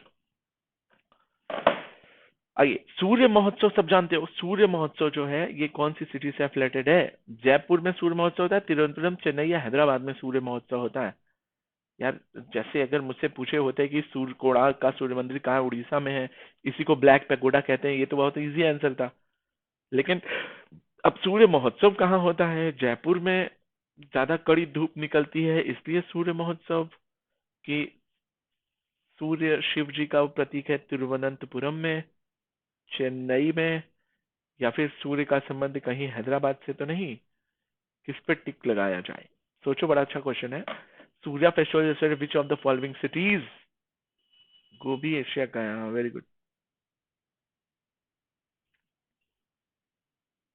देखो, कंपेटेबिलिटी अमित के साथ बहुत अच्छी बनी है। अमित समझ रहे हैं कि मैं क्या करना चाह रहा हूँ। देखो, कम समय में मैं बहुत ज्यादा टाइम किल नहीं करता। ऑप्शन से एक नंबर तैयार होता है, लेकिन इसके बाद का जो एक्सप्लेनेशन है उससे 1+1+1 ऐसे करके 2, 3, 4 नंबर प्रिपेयर हो जाता है। तो मेरी स्पीड इसीलिए हाई है क्योंकि केवल 50 क्वेश्चन तो पढ़ना नहीं है, 5,000 क्वेश्चन कराने हैं मुझे। स्पीड नहीं रहेगी तो कैसे कराऊंगा? तो जो कंपेटेबल हो जाता है वो टिक जाता है, अदरवाइज बच्चे कम टिकते हैं। खैर, सूर्य महोत्सव की अगर हम बात करें तो याद रखेंगे कि ये आपका फिल्म सोसाइटी से भी, Surya stage and film society से रिलेटेड है। An annual cultural event organised by film society, उसी को सूर्या फेस्टिवल कहते हैं। अब ये फिल्म सोसाइटी तिरुवनंतपुरम में पड़ती, केरला में। आई बात समझ? Surya festival endeavors to achieve integration through culture and inspires to propagate to rich Indian culture around the globe। इसके माध्यम से इंडिया के कल्चर को ये दूर दूर तक पहुंचाते हैं। यहाँ जो नटराज कृष्णा मूर्ति थे, popularly known as the Surya Krishna Murthy के नाम से जाना जाता है। अरे टॉलीवुड वाले, ठीक है, Surya stage and film society के तहत भारत के कल्चर को बाकी देशों में पहुंचाने का काम करते हैं। कृष्णा मूर्ति एक्चुअली ISRO, इसरो के साइंटिस्ट रह चुके हैं। इसरो का फुल फॉर्म है इंडियन स्पेस रिसर्च ऑर्गेनाइजेशन, याद रखिएगा। सतीश धवन अंतरिक्ष केंद्र आपने सुना होगा, उड़ीसा का चांदीपुर, या फिर आपने और सुना होगा श्रीहरिकोटा, आंध्र प्रदेश वाला। सब चीजें, इसरो का हेडक्वार्टर बेंगलुरु में है, ठीक है। इन्होंने तिरुवनंतपुरम में जो है यही सूर्या फेस्टिवल लेकर आए और फेमस किया। चलिए खैर, मेरे शरीर पर पड़ने वाली लाठी की प्रत्येक चोट ब्रिटिश शासन के कफन की कील बनेगी। कफन ना कह के ताबूत कह लो, क्योंकि कफन में कील नहीं लगती। ताबूत की कील का काम करेगी। The quotation, the shots that hit me are the last nails to the coffin to the British rules in India belongs to which of the living freedom fighters? Ram Prasad Bismil, Bhagat Singh, Lala Lajpat Chandrashekhar. किसने कहा था? मैं बता दूं, 1927 में साइमन गो बैक का नारा, जिसको व्हाइट कमीशन का नाम कहा गया था, कि भैया सारे अंग्रेज ही बैठेंगे भारतीयों का फैसला सुनाने। इन्होंने कहा कि यार एक तो भारतीय भी बैठा लो, भारतीयों को कौन समझेगा, अंग्रेज तो समझेंगे नहीं, तो तीनों चारों पांचों अंग्रेज ही बैठेंगे तो हमें समझेगा कौन, और हिंदी बोलना पड़ेगा तो बोलेगा सुनेगा कौन। तो इन्होंने कहा कि व्हाइट नहीं, इंडियंस भी रख लो। इसी का विरोध कर रहे थे कि साइमन भैया वापस जाओ, लेकिन लाठी मार मार के इनको मार डाला गया। बाद में भगत सिंह ने सॉन्डर्स को गोली मार के बदला भी लिया था। बट वो थे लाला लाजपत राय, इन्हीं को पंजाब केसरी भी कहा जाता था, और इन्होंने बहुत सारी किताबें भी लिखी। लाला लाजपत राय की मोस्ट इम्पोर्टेंट राय थी the story of my deportation, 2008 में। आर्य समाज भी इन्होंने लिखी। The United states of America, the Hindus impression 1916 में लिखी, जिसमें होम रूल लीग चल रहा था। इंडियाज डेप्ट to England, a history narrative of the British fiscal policy in India. भैया किस तरह से पैसे निकाल के इंडिया से इंग्लैंड वाले ले जा रहे हैं और अपना अमीर बन रहे हैं, हमको शौक ले रहे हैं। तो इसी चीज को लेकर जो है एक और जो है बुक लिखी थी दादा भाई नौरोजी ने, poverty and un British rule in India. याद रखिएगा, ये दोनों ने मिलकर बहुत अच्छा कॉन्सेप्ट दिया था। बाद में पर कैपिटा नेशनल इनकम 20-21 रुपए पड़ते हैं, ये हमारे दादा भाई नौरोजी, जिनको ग्रैंड ओल्ड मैन कहा जाता है, उन्होंने भी बताया था। खैर वॉट एवर, अगला क्वेश्चन क्या कहता है, ध्यान से सुनो।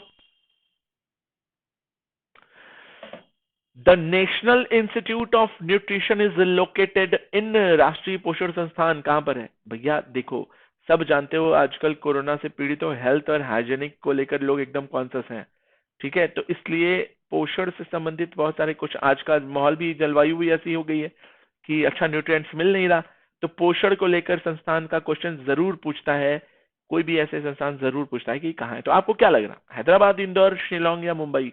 मैं रहता तो हैदराबाद मारता। क्या बोले अमित?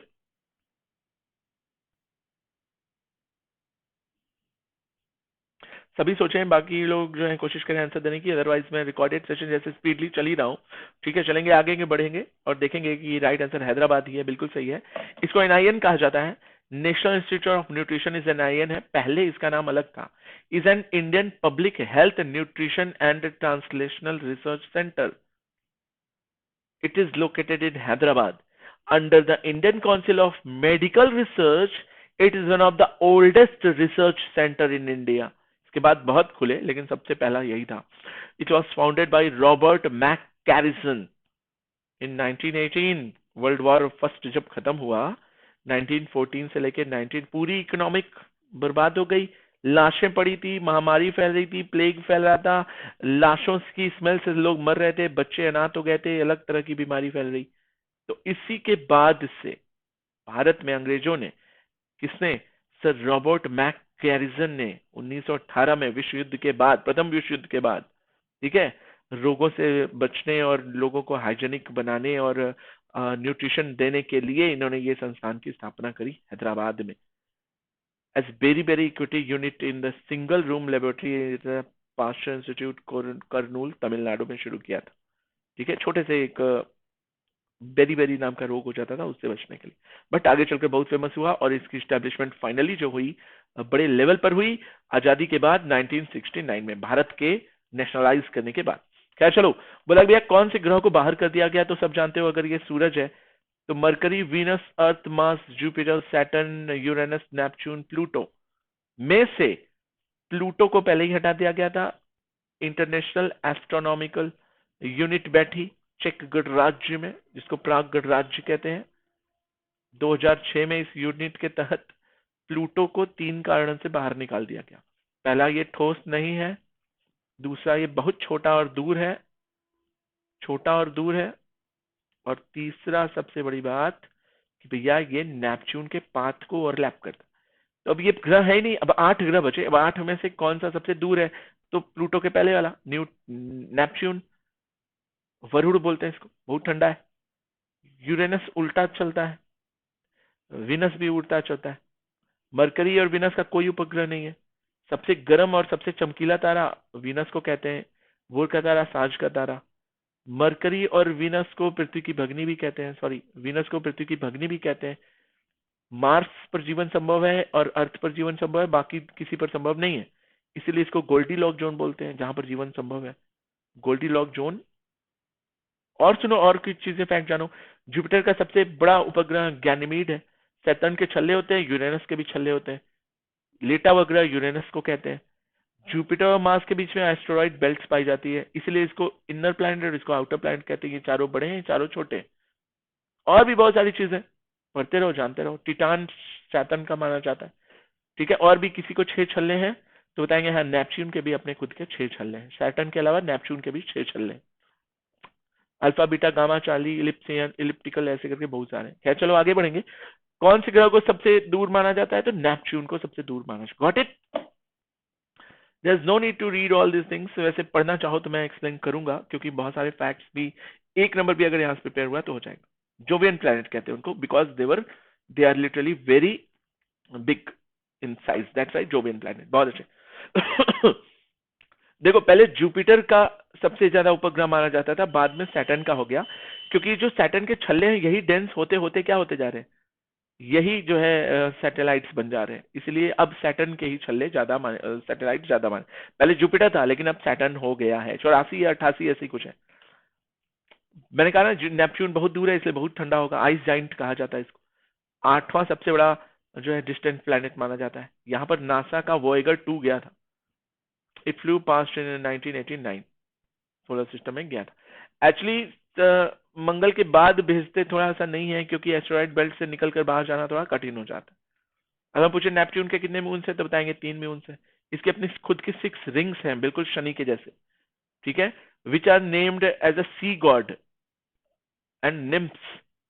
ग्रीक मिथोलॉजी के अकॉर्डिंग इसको सी गॉड माना जाता है, समुद्र के देवता। ठीक है, खैर एक और चीज बताओ, निम्फ्स क्या होते हैं? देखो इसमें पहला बड़ा अच्छा सबसे लंबा वर्ड्स माना जाता है, जिसमें वॉवेल्स नहीं आते, निम्फ्स। ठीक है, हाइम्स, स्काई, बहुत से ऐसे वर्ड्स हैं जिसमें वॉवेल नहीं आते।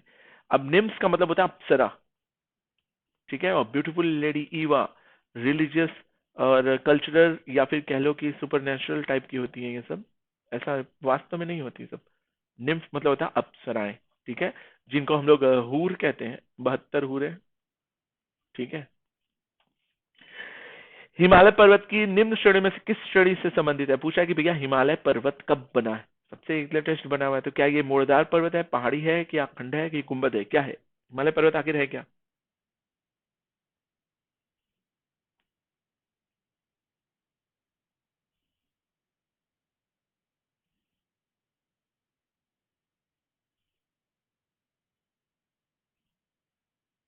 सोचो, कोशिश करो, बताओ।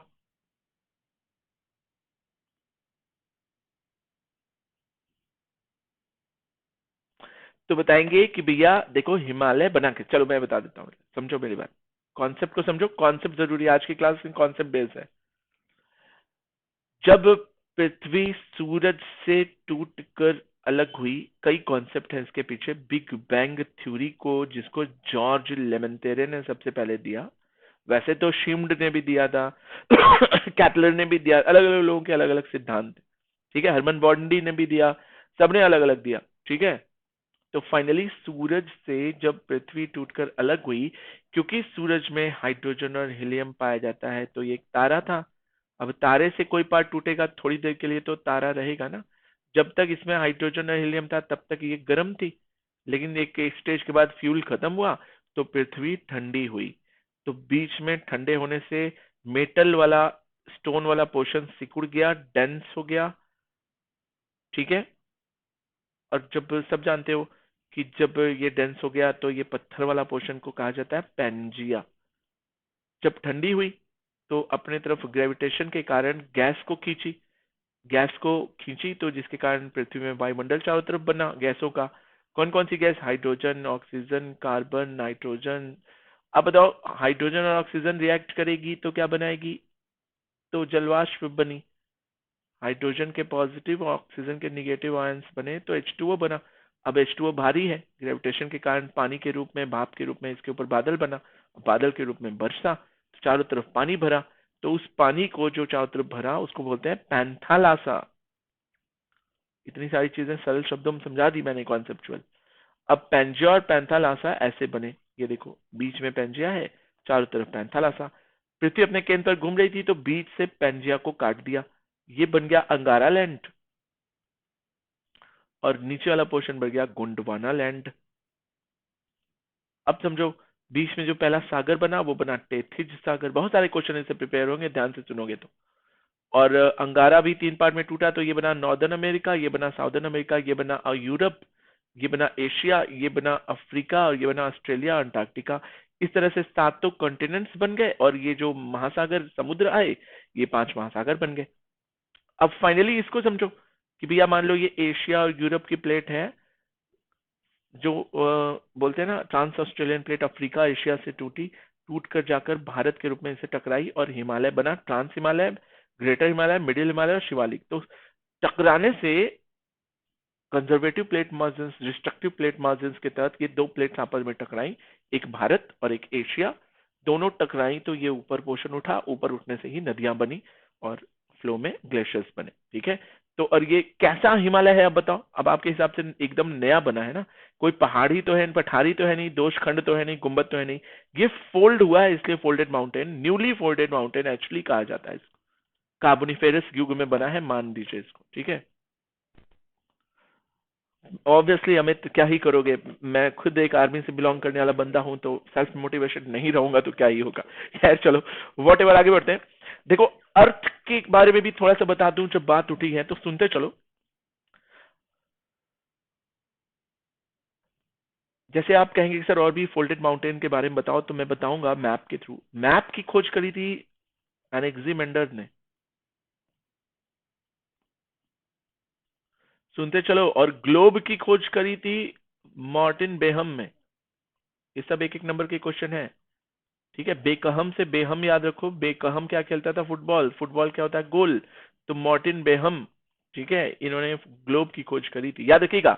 एनेक्सिमेंडर ने बताया, जो मैप बनाया था ऐसा देखो कि भैया ये नॉर्दर्न अमेरिका, साउदर्न अमेरिका इधर साइड मूव कर रहा है प्लेट टेक्टोनिक मूवमेंट की वजह से, तो इधर साइड एक फोल्डेड माउंटेन बना, तो इसको बोलते हैं रॉकीज। और इधर साइड एक फोल्डेड माउंटेन बना, इसको बोलते हैं एंडीज। उसके बाद आल्प्स और यूराल, मतलब यूरोप और एशिया आपस में टकराए, तो इस टकराने से यूराल पर्वत बना, यूरेशिया पोर्शन में, समझे। इधर जापान है, इसलिए इधर मूवमेंट के कारण जापान में रिंग ऑफ फायर बनता है, सर्वाधिक भूकंप यहीं पर आता है, समझे।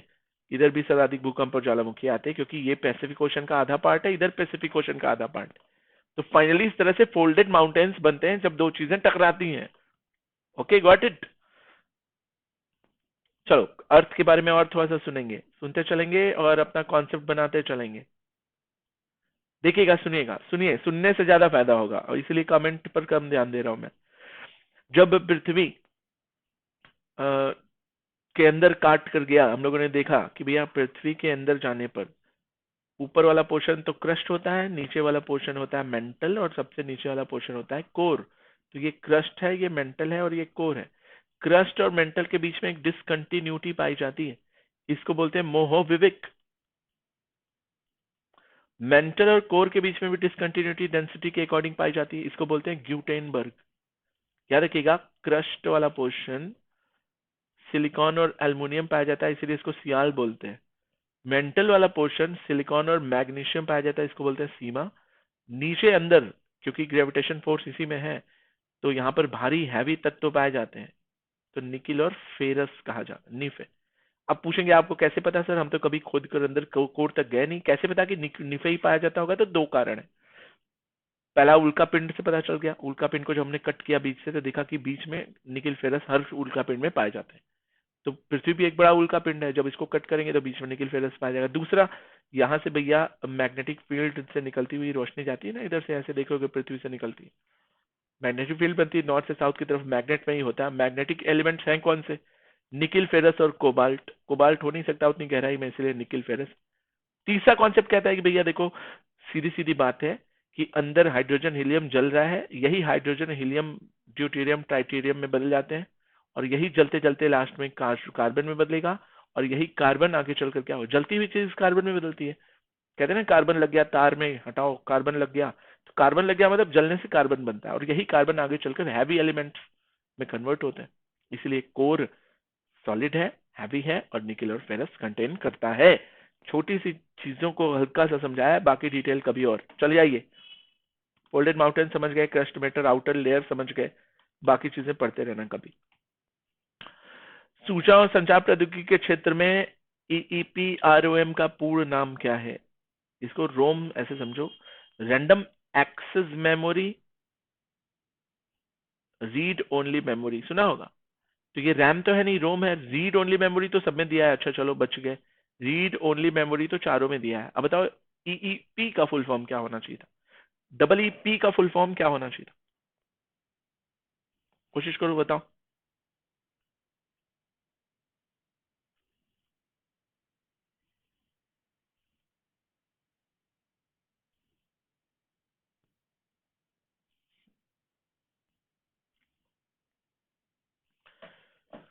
तो बताएंगे कि भैया EEPROM का फुल फॉर्म है electrical erasable program read only memory efficient electrical portable enhanced नहीं है, electrically erasable program read only memory.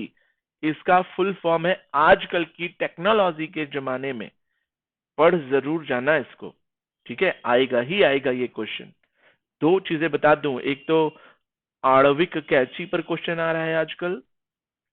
अब इसको आप लोग इंग्लिश में क्या बोलते हो? Atomic scissor. दूसरा क्वेश्चन आता है 5G के बारे में आ रहा है इस बार तो आ ही रहा है, ठीक है। और तीसरा क्वेश्चन जो भी है सेंसस 2011 पढ़ जाओ, क्योंकि 2011 के बाद 2021वीं की जनगणना आ रही, तो 11 वाला जरूर पूछेगा, क्योंकि उसके बाद बदल ही जाएगा सारा डाटा। इसलिए एक बार जरूर पूछकर चेक करेगा कि आप 11 साल से ये आंकड़े पढ़े हैं कि नहीं, इसलिए पढ़ जरूर जाना। चलिए खैर आगे बढ़ेंगे। अगला क्वेश्चन क्या कहता है? The investment in the financial service major Goldman Sachs has sanctioned इतने million to construct one of the largest global work place. चलो मैं बता दूं, इतने रुपए खर्चा किए हैं किसी राज्य किसी जगह पर, ताकि गोल्डमैन सैक्स अपने बड़े वैश्विक कार्य क्षेत्र का एक बड़ा निर्माण कर सके, ताकि वो निवेश और वित्तीय सेवाओं की फैसिलिटीज प्रोवाइड कर सके। तो चलिए बताइए, गुरुग्राम में, चेन्नई में, बेंगलुरु में या पुणे में, कहाँ कर रहे हैं? क्या बोल रही पब्लिक?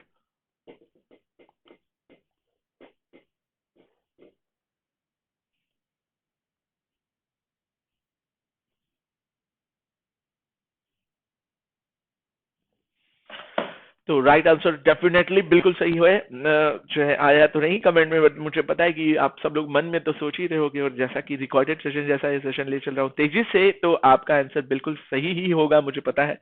याद रखिएगा, that answer is Bengaluru. Goldman Sachs have pumped in इतने million construction one of the largest global work place in Bengaluru, New York based investment and financial service, ठीक है। मार्कस गोल्डमैन ने 89 में हेडक्वार्टर खोला न्यूयॉर्क में, यूएसए में। अभी सीईओ हैं जो गोल्डमैन सैक्स के, वो हैं David Michael Solomon. Solomon justice कहीं पढ़ा होगा बचपन में। गहिरमाथा अभ्यारण्य कहाँ है? हाँ, है तो ये उड़ीसा में। चलो ये ठीक है, एक नंबर का क्वेश्चन प्रिपेयर हो गया। अगर हम पूछें कि एकमात्र अभ्यारण्य ऐसा है जो हाथियों का है, कछुआ का है, मछली का है, हिरण का है, अब उड़ीसा में है तो ऑब्वियसली कोस्टल एरिया है, मुझे ऐसा लग रहा है कि ऑलिव रिडले वाले कछुए जो है यहाँ पर ग्रीन कलर के जो होते हैं, ऑलिव रिडले वाले होंगे। तो राइट आंसर कछुआ ही होना चाहिए था। क्वेश्चन क्या पूछा था? गहिर माता sanctuary is the only sanctuary for the कछुआ इन उड़ीसा। भारत में एकमात्र कछुआ अभ्यारण्य यही है। कौन सा? ऑलिव रिडले कछुआ के लिए उड़ीसा में गहिर माता। कैसे याद रखेंगे? कछुए गहराई में जाते, हाथी नहीं जाता, मगरमच्छ नहीं जाता, हिरन नहीं जाता। भितरकनिका नेशनल पार्क जो है उसी के आसपास का पड़ता है, टर्टल सेंचुरी माना जाता है। देखो, टर्टल पानी में रहने वाले कछुओं को कहते हैं, टॉर्टॉइज जो होते हैं वो लैंड पे रहने वाले कछुओं को कहते हैं, ठीक है, याद रखिएगा। ऑलिव रिडले कछुआ होता है, उनकी नेस्टिंग होती है। ये कब से बना है? 1997 में। कहाँ पर रहते हैं? मरीन, खारे पानी में। एक्वाटिक होता है मीठा पानी, ठीक है। आगे बढ़े। कब ये ब्रीडिंग करते हैं? तो बोला गया नवंबर से लेकर जनवरी, मतलब जैसे ही ठंडी आई, ठंडी शुरू होते होते ठंडी चलने तक में ये इनकी ब्रीडिंग हो जाती। बहुत से ऐसे जानवर हैं, डिस्कवरी में देखा होगा, जो मेटिंग करते हैं, ब्रीडिंग करते हैं, रिप्रोडक्शन करते हैं। वो जो भी इंटरकोर्स होते हैं उनके, वो होते हैं नवंबर और जनवरी में। क्यों? या फिर वो बारिश में।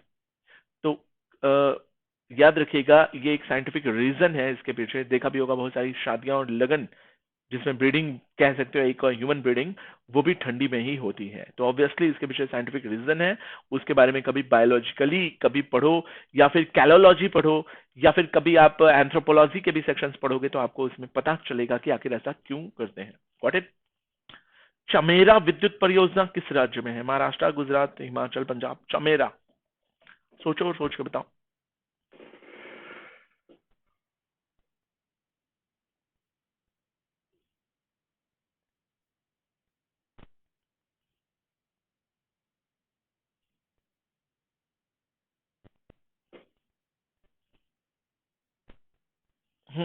तो बताएंगे कि भैया चमेरा विद्युत परियोजना जो है ये आपकी पड़ती है हिमाचल प्रदेश। कौन सी नदी? रावी नदी के पास। कितने मीटर वाट मेगावाट का है? 540, मतलब 3 यूनिट है। 180 180 180 कुल मिलाकर 540। कौन कौन से राज्यों को बेनिफिशियरी करता है? तो 19 अप्रैल में 1994 में चालू हुआ था। याद रखिएगा, Uttarakhand, UP, Delhi, HP. HP मतलब हिमाचल प्रदेश, हरियाणा, जम्मू कश्मीर, पंजाब, राजस्थान और चंडीगढ़ वाला सेक्शन, मतलब नॉर्थ के ईस्टर्न, नॉर्दर्न ईस्टर्न सेक्शन को कवर अप करता है। ठीक है, चलिए आगे बढ़ेंगे। क्वेश्चन ध्यान से सुनेंगे। किस शहर में को कोठंडदर कोठंडदरम स्वामी मंदिर में नवनिर्मित 64 फुट की विश्व रूप महामूर्ति विष्णु की बनी है?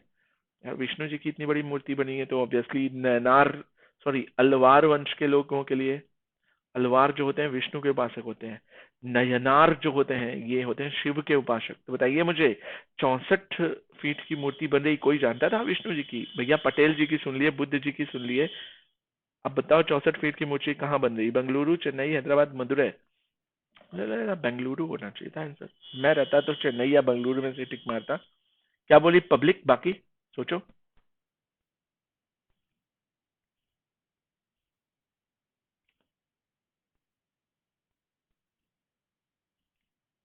नहीं, चलो मैं बता दूं।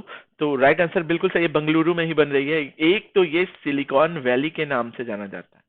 अब सिलिकॉन वैली का मतलब होता है कि भैया आईटी टेक्नोलॉजी, सॉफ्टवेयर, इन सब चीजों में आगे। अब बेंगलुरु ने ये भी दिखा दिया कि भैया केवल और केवल सिलिकॉन वैली मत बोलो हमें, हम कल्चर को भी याद रखते हैं, सिविलाइजेशन को भी याद रखते हैं। कर्नाटक एक समय में अपने बड़े रिलीजियस और कल्चरल लेवल पे भी फेमस रहा है। तो हम विष्णु जी के उपासक हैं और 64 फीट की मूर्ति बना रहे हैं। कुछ जगहों पर साउथ में शिव जी के भी बड़े उपासक हैं। तो विष्णु और शिव दोनों का बोलबाला इधर साउथ में। केवल आईटी साइंटिस्ट और ये सब ही नहीं, धर्म के भी नाम पर ये लोग चलते हैं और मेंटेन करके चलना चाहिए। ग्रीक के साथ क्या हुआ? ग्रीक के साथ क्या हुआ कि ये धर्म को लेकर चले, टेक्नोलॉजी नहीं लेकर चले। कुछ ऐसे देश हैं जो केवल टेक्नोलॉजी लेकर चले, धर्म लेकर नहीं चले। तो दोनों का पतन हुआ। जो मेंटेन करके चलता है नेचर और साइंस में, वही जीता है। चलिए नेक्स्ट क्वेश्चन। मौसम नाम की परियोजना, नाम से ही लग रहा है कि जलवायु परिवर्तन से होना चाहिए था, लेकिन कॉमन सेंस लगा लो।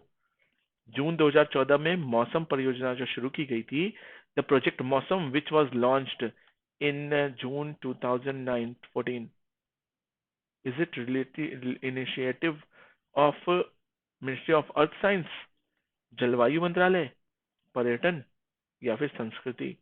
मौसम किससे संबंधित लग रहा? क्या बोले पब्लिक? स्पीड बढ़ाएंगे? 40 क्वेश्चन हो गए, 10 क्वेश्चन और बचे।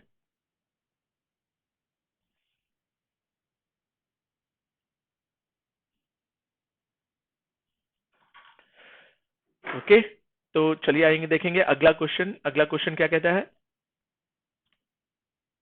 कि भैया जून में शुरू की गई मौसम परियोजना जो है संस्कृति मंत्रालय से संबंधित है। Just just just bringing a glass of water.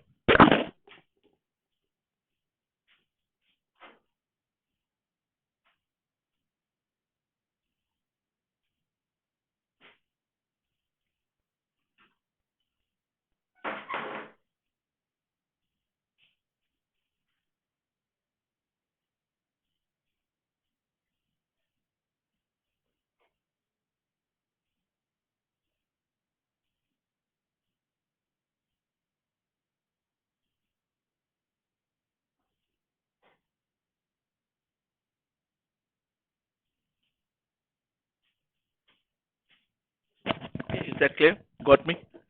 So let's go ahead and let us see the next question. Next question is, पहले मैं बता दूं कि ये जो मौसम परियोजना आपको दिख रही थी, ये मौसम परियोजना एक पहल है किसकी?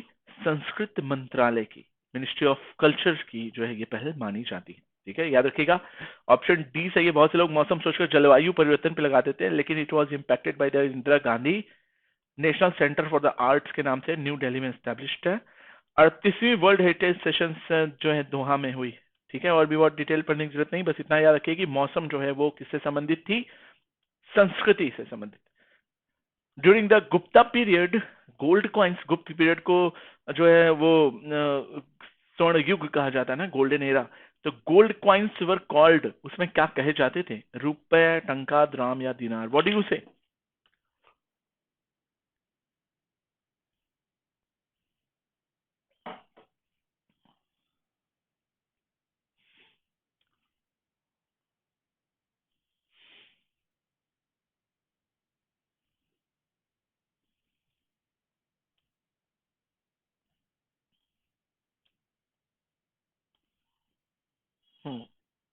क्या बोल रही पब्लिक? तो बताएंगे राइट आंसर कि भैया गुप्त लोगों के समय में इसको दिनार कहा जाता था। आप सोच भी नहीं सकते, आपको लगेगा कि यार इस समय मुगल्स तो आए नहीं थे, कोई मुस्लिम तो था नहीं, इनार दिनार तो मुस्लिम वर्ड है, तो नहीं, दिनार हिंदू वर्ड है और संस्कृत वर्ड है इवन। तो याद रखेंगे गुप्त काल के दौरान ही, जब मुगल्स नहीं आए थे, उस समय ही इसको दिनार कहा जाता था, ना कि रुपए, ना कि टंका, ना कि द्राम। ठीक है, शेरशाह सूरी ने रुपया चलाया था, टंका और जीतल जो चलाए थे वो इल्तुतमिश चलाए थे, और दीनार जो था वो गुप्तों के समय में था। गुप्तों के समय में एक और क्वालिटी थी कि यहाँ के लोग पान भी खाते थे। Is that clear? Golden era कहा जाता है। चंद्रगुप्त प्रथम जो है यहाँ के बड़े वो वो रहते, विक्रमादित्य की उपाधि भी इन्हीं लोगों ने ली। कुल मिलाकर 14 विक्रमादित्य हुए हैं, जिनमें से आखिरी विक्रमादित्य हेमू था। याद रखेंगे, हेमू 14वां विक्रमादित्य था, हिंदू था, एक व्यापारी था। ठीक है, समुद्रगुप्त को क्या कहा जाता है? तो सब जानते हो, भारत का नेपोलियन, सॉरी, हाँ, चंद्रगुप्त को, समुद्रगुप्त को भारत का नेपोलियन कहा जाता है ना। बिल्कुल सही है। वीणा बजाते हुए इनको दिखाया जाता है। दासी, नर्मदा की दासी कौन सी नदी है? Which river is known as the handmade of the Narmada? भैया नर्मदा की दासी है ये, मतलब नर्मदा में पानी कम हुआ ये लेके आएगी, नर्मदा में उपज कम हुई ये लेकर आएगी, सपोर्ट करेगी। नर्मदा में जो है वो सेडिमेंटेशन, बालू कम हुआ ये लेकर आएगी। नर्मदा में अच्छे पानी की कमी हुई ये लेकर आएगी। नर्मदा में किसी तरह का प्रॉब्लम हुआ ये सपोर्ट करेगी। ये दासी है उसकी। कौन सी नदी है ऐसा? माही, साबरमती, लूनी, ताप्ती। यार देखो, याद रखना, ये चारों नदियां, इवन नर्मदा भी, इसकी क्वालिटी है कि ये वेस्टर्न फ्लोइंग रिवर है। माही, लूनी, ताप्ती, साबरमती, नर्मदा, ठीक है, ये सारी नदियां अरेबियन सी में गिरती हैं। बाकी और अन्य नदियों की बात करोगे तो महानदी, गोदावरी, कृष्णा, कावेरी, गंगा, ब्रह्मपुत्र, ये सब सब कहाँ गिरती हैं? तो बताएंगे कि ये सब बे ऑफ बंगाल में गिरती है। तो अरेबियन सी में गिरने वाली ये पांचों नदियां हैं, जिनमें से नर्मदा की दासी जो है वो है आपकी लास्ट वाली नदी, जिसको हम बोलते हैं ताप्ती। ठीक है, तब करती है, मध्य प्रदेश, महाराष्ट्र और गुजरात से होकर बहती है। यहीं पर आपको मेलघाट टाइगर रिजर्व भी मिल जाएगा, टाइगर प्रोजेक्ट 1974, याद है ना। चट्टान के अनुक्रमण, देखो इसको हिंदी में ना पढ़ के ऐसे समझ आते हैं सरल भाषा में कि भैया चट्टान कब बनी, कैसे बनी, कैसे पैदा हुई, उसका डेवलपमेंट, उसका पूरा डिटेल, कितनी पुरानी है, अंदर क्या है, कैसे एक एक परत उस पर जमती गई, बड़ी चट्टान बनी, इग्नियस है, मेटामॉर्फिक है, सेडिमेंट्री, किस तरह की रॉक है, इन सब के बारे में जो स्टडी करते हैं उस स्टडी विज्ञान को क्या बोलते हैं? पैंटियो, सॉरी पैलियो, स्ट्रेटी, मिनर, मिनरोलॉजी, या फिर जियोडेसी? क्या बोलते हैं? क्या बोल रही पब्लिक? सोचो बताओ।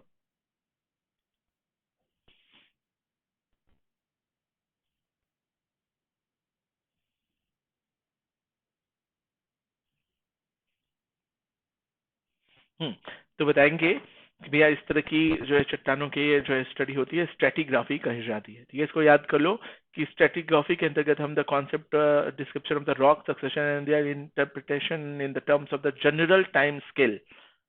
जैसे वृक्ष का अपना वार्षिक विलय होता है ना, वैसे ही चट्टान का भी अपना होता है। और carbon dating process, carbon 12 carbon 14 के विघटन से जो हम पता कर लेते हैं कि कितनी पुरानी चट्टान है। And so many things are also there.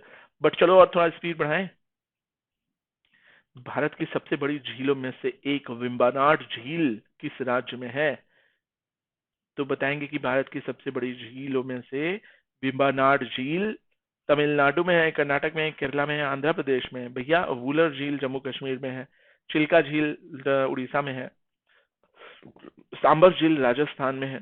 तो वेम्बनाड कहाँ पर है? बहुत फेमस झील है। तो बता दूं मैं कि ये केरला में पड़ती है। याद रखिएगा सभी, कोट्टायम डिस्ट्रिक्ट में केरला में पड़ती है। इतने किलोमीटर की लेंथ है इसकी और इतने किलोमीटर वाइड है। झील हमेशा याद रखिएगा लैंड लॉक्ड होती, ठीक है। और याद रखिएगा यहाँ पर in the Vembanad lake there is a small beautiful island. और इतनी बड़ी झील में एक छोटा सा आइलैंड भी है, समझे। इसको पथिरमलन या फिर मिडनाइट आइलैंड के सैंड्स के नाम से जाना जाता है। आइलैंड क्या होता है? चारों तरफ वाटर लॉक्ड होता है। मतलब कितना बढ़िया है ना, चारों तरफ से लैंड लॉक्ड है तो झील, और झील के पानी से चारों तरफ से वाटर लॉक्ड है तो आइलैंड। तो मतलब लैंड लॉक्ड में वाटर लॉक्ड बॉडी, कितना अच्छा और कितना इंटरेस्टिंग चीज है ना। कभी जाइए केरला, वहाँ टूरिज्म में घूमिए, वेम्बनाड झील घुमाइए। आप लोग को अगर लिटरली इंटरेस्ट है तो घूमिए। विजिट करने से दिमाग का तंतु का विकास होता है। 2 साल घूम कर फिर किसी चीज की प्रिपरेशन तैयारी में लगो तो कहते हैं कि इतनी मैच्योरिटी आ जाती है आपके अंदर कि आप बस पढ़े और याद हो गया। आप लोग पूछते हैं ना कि कैसे याद हो, क्या पढ़ें, कैसे करें सर, तो ये एक बड़ा अच्छा तरीका होता है। क्या, चलिए आगे चलते हैं। 44वां question. A database used by Microsoft Windows for the sorting communication information is known as। भैया सॉफ्टवेयर विंडोज और विन्यास जानकारी संग्रहित करने के लिए उपयोग किए जाने वाले डाटाबेस को क्या कहते हैं? रजिस्ट्री, रिकॉर्ड, कुकी या कैश? तो बता दो। रजिस्ट्री शायद आप लोग इस तरह की कंप्यूटर नॉलेज नहीं रखते, बट रखिए जरूर। फॉर एग्जाम्पल से समझ लो, when a program is installed, एक प्रोग्राम इंस्टॉल्ड हो गया। A new subkey containing setting is like programs location, key आती है ना, its version and how to start the program, we all are added to the Windows registry में सब enter होता है। वाटगांव का सम्मेलन किस वर्ष हुआ था? In which year did the convection of the Wadgaon take place? 79, 89, 69, 99? सोचो, बड़ा अच्छा क्वेश्चन है, बड़ा अच्छा क्वेश्चन है, सोच कर बताओ।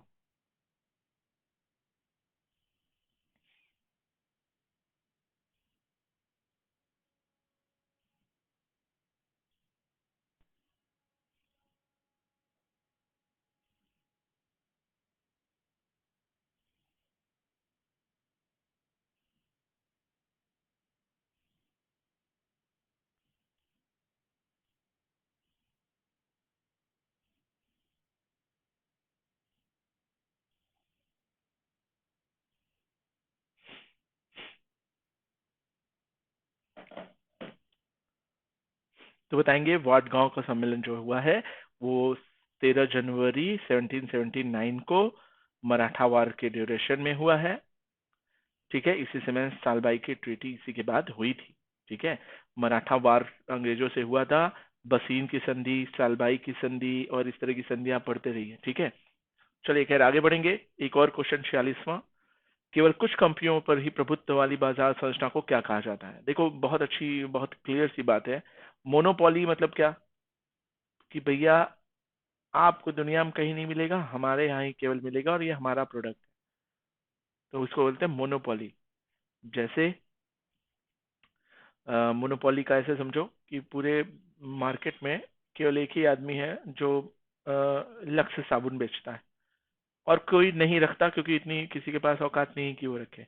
तो इनकी अपनी मार्केट में क्या है? मोनोपोली। तो ऐसे ही होता है कि कुछ ही लोग हैं, एक नहीं, कुछ ही सिलेक्टेड लोग हैं जिनके पास, जैसे मैकडोनल्ड्स के बर्गर, उनकी मोनोपोली, उनके जैसा बर्गर वही बना पाएंगे और कोई नहीं। वो फ्रेंचाइजी देने वाला बात अलग है, तो वो मोनोपोली। केएफसी का चिकन, उससे जैसा चिकन कोई नहीं बना पाएगा, बहुत कोशिश किए लोग, नहीं बना, तो वो उनकी मोनोपोली है, समझ गए। लेकिन कुछ और भी लोग जुड़ जाए उनके साथ कि हम भी हैं, ऐसा बनाते हैं, तो कुछ ही लोगों का जो है उन पर अधिकार है कि हम ही ऐसे प्रोडक्शन करते हैं, हम ही इस तरह का व्यापार करते हैं, हमारे ये बाजार है। तो जैसे तनिष्क, ठीक है, या फिर चेतमणि ऑर्नामेंट्स, मणिपुरन गोल्ड। तो ये कुछ ही लोग हैं जो अच्छी गोल्ड की क्वालिटी देते हैं। तो ऐसे बाजार को क्या बोलते हैं? परफेक्ट कंपटीशन, मोनोपोली, ओलिगोपोली या फिर मोनोपोलिस्टिक कंपटीशन। तो ओलिगोपोली बोलते हैं, याद रखिएगा। ऐसी कुछ लोगों के द्वारा शासन को भी ओलिगार्की कहते हैं। तो ओलिग का मतलब ही होता है, ब्रिटिश इंग्लिश ग्रामर में ये एक रूट वर्ड है। ओलिग, ओलिग का मतलब होता है कुछ, फ्यू, अ फ्यू। अब याद रखोगे, रूट वर्ड सफिक्स प्रीफिक्स में ओलिग का मतलब होता है कुछ, फ्यू। तो ऐसे याद कर लो। समझ गए? Next question. आईटी की सेवाएं इंफॉर्मेशन एंड टेक्नोलॉजी सर्विसेज है, उसमें बीसीपी क्या है? बीसीपी का फुल फॉर्म क्या है? सोचो सोचो, जल्दी बताओ क्या हो सकता है। कॉमन सेंस का क्वेश्चन है।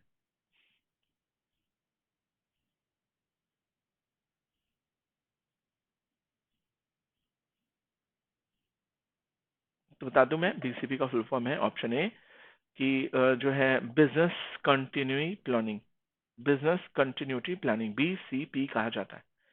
इसमें 4 की एलिमेंट्स होते हैं: high availability, disaster tolerance solution, disaster protection recovery और तो सिक्योरिटी सॉल्यूशंस आते हैं इसमें। ठीक है, अब चारों के बारे में डिटेलिंग दिया हुआ है, बस आप इतना समझ लो कि इसके 4 की एलिमेंट्स कौन कौन से हैं और बीसीपी का फुल फॉर्म क्या है। आईटी सेक्शन में, आईटी का जमाना है, ऐसे क्वेश्चन आते हैं। रिपब्लिक टीवी के प्रबंधक, निदेशक, प्रधान संपादक कौन है? ये तो सब कोई जानता है। चीख चीख कर आदमी चश्मा लगा के मर गया। हु इज द, मरा नहीं मतलब चिल्ला चिल्ला के जनता को जगाने में लगा हुआ है। Who is the managing director and the editor of chief of Republic TV? ये तो रोज चलाते हैं हमारे घर में, बहस इसी पे तो चल रही होती, सारी राजनीति आरबी पर चल रही थी, रिपब्लिक टीवी। तो बताइए, वो बरखा दत्त हैं? कौन है? प्रणय राय है, जसदीप देसाई हैं, या फिर अर्नब गोस्वामी? तो राइट आंसर अर्नब गोस्वामी बिल्कुल सही आंसर है, याद रखिएगा। ये मैनेजिंग डायरेक्टर भी हैं, चीफ एडिटर भी हैं, समझे, को फाउंडर भी हैं, और इन्हीं की जर्नलिस्ट भी हैं, और रिपोर्टर भी हैं, न्यूज टेलर भी हैं, एंड एवरीथिंग ही इज। अर्नब गोस्वामी ऑलराउंडर है। मैं तो फैन हूँ इनका। वैसे तो मैं प्रदीप, सॉरी, वो प्राइम टाइम वाले का भी फैन हूँ, रवीश कुमार का भी। फैन होना तो गलत नहीं है। निम्नलिखित में से कौन सा खेल वेलोड्राम में खेला जाता है? Velodrome is kind of oval shape संरचना, एक ट्रैक होता है, ऊपर से कवर्ड होता है, अंडे जैसा दिख रहा होता है ताकि बारिश वारिश ना हो, तो इसी को वेलोड्राम बोलते हैं। क्या खेला जाता है? साइकिलिंग, फेंसिंग, मुक्केबाजी, कुश्ती। क्या बोली पब्लिक?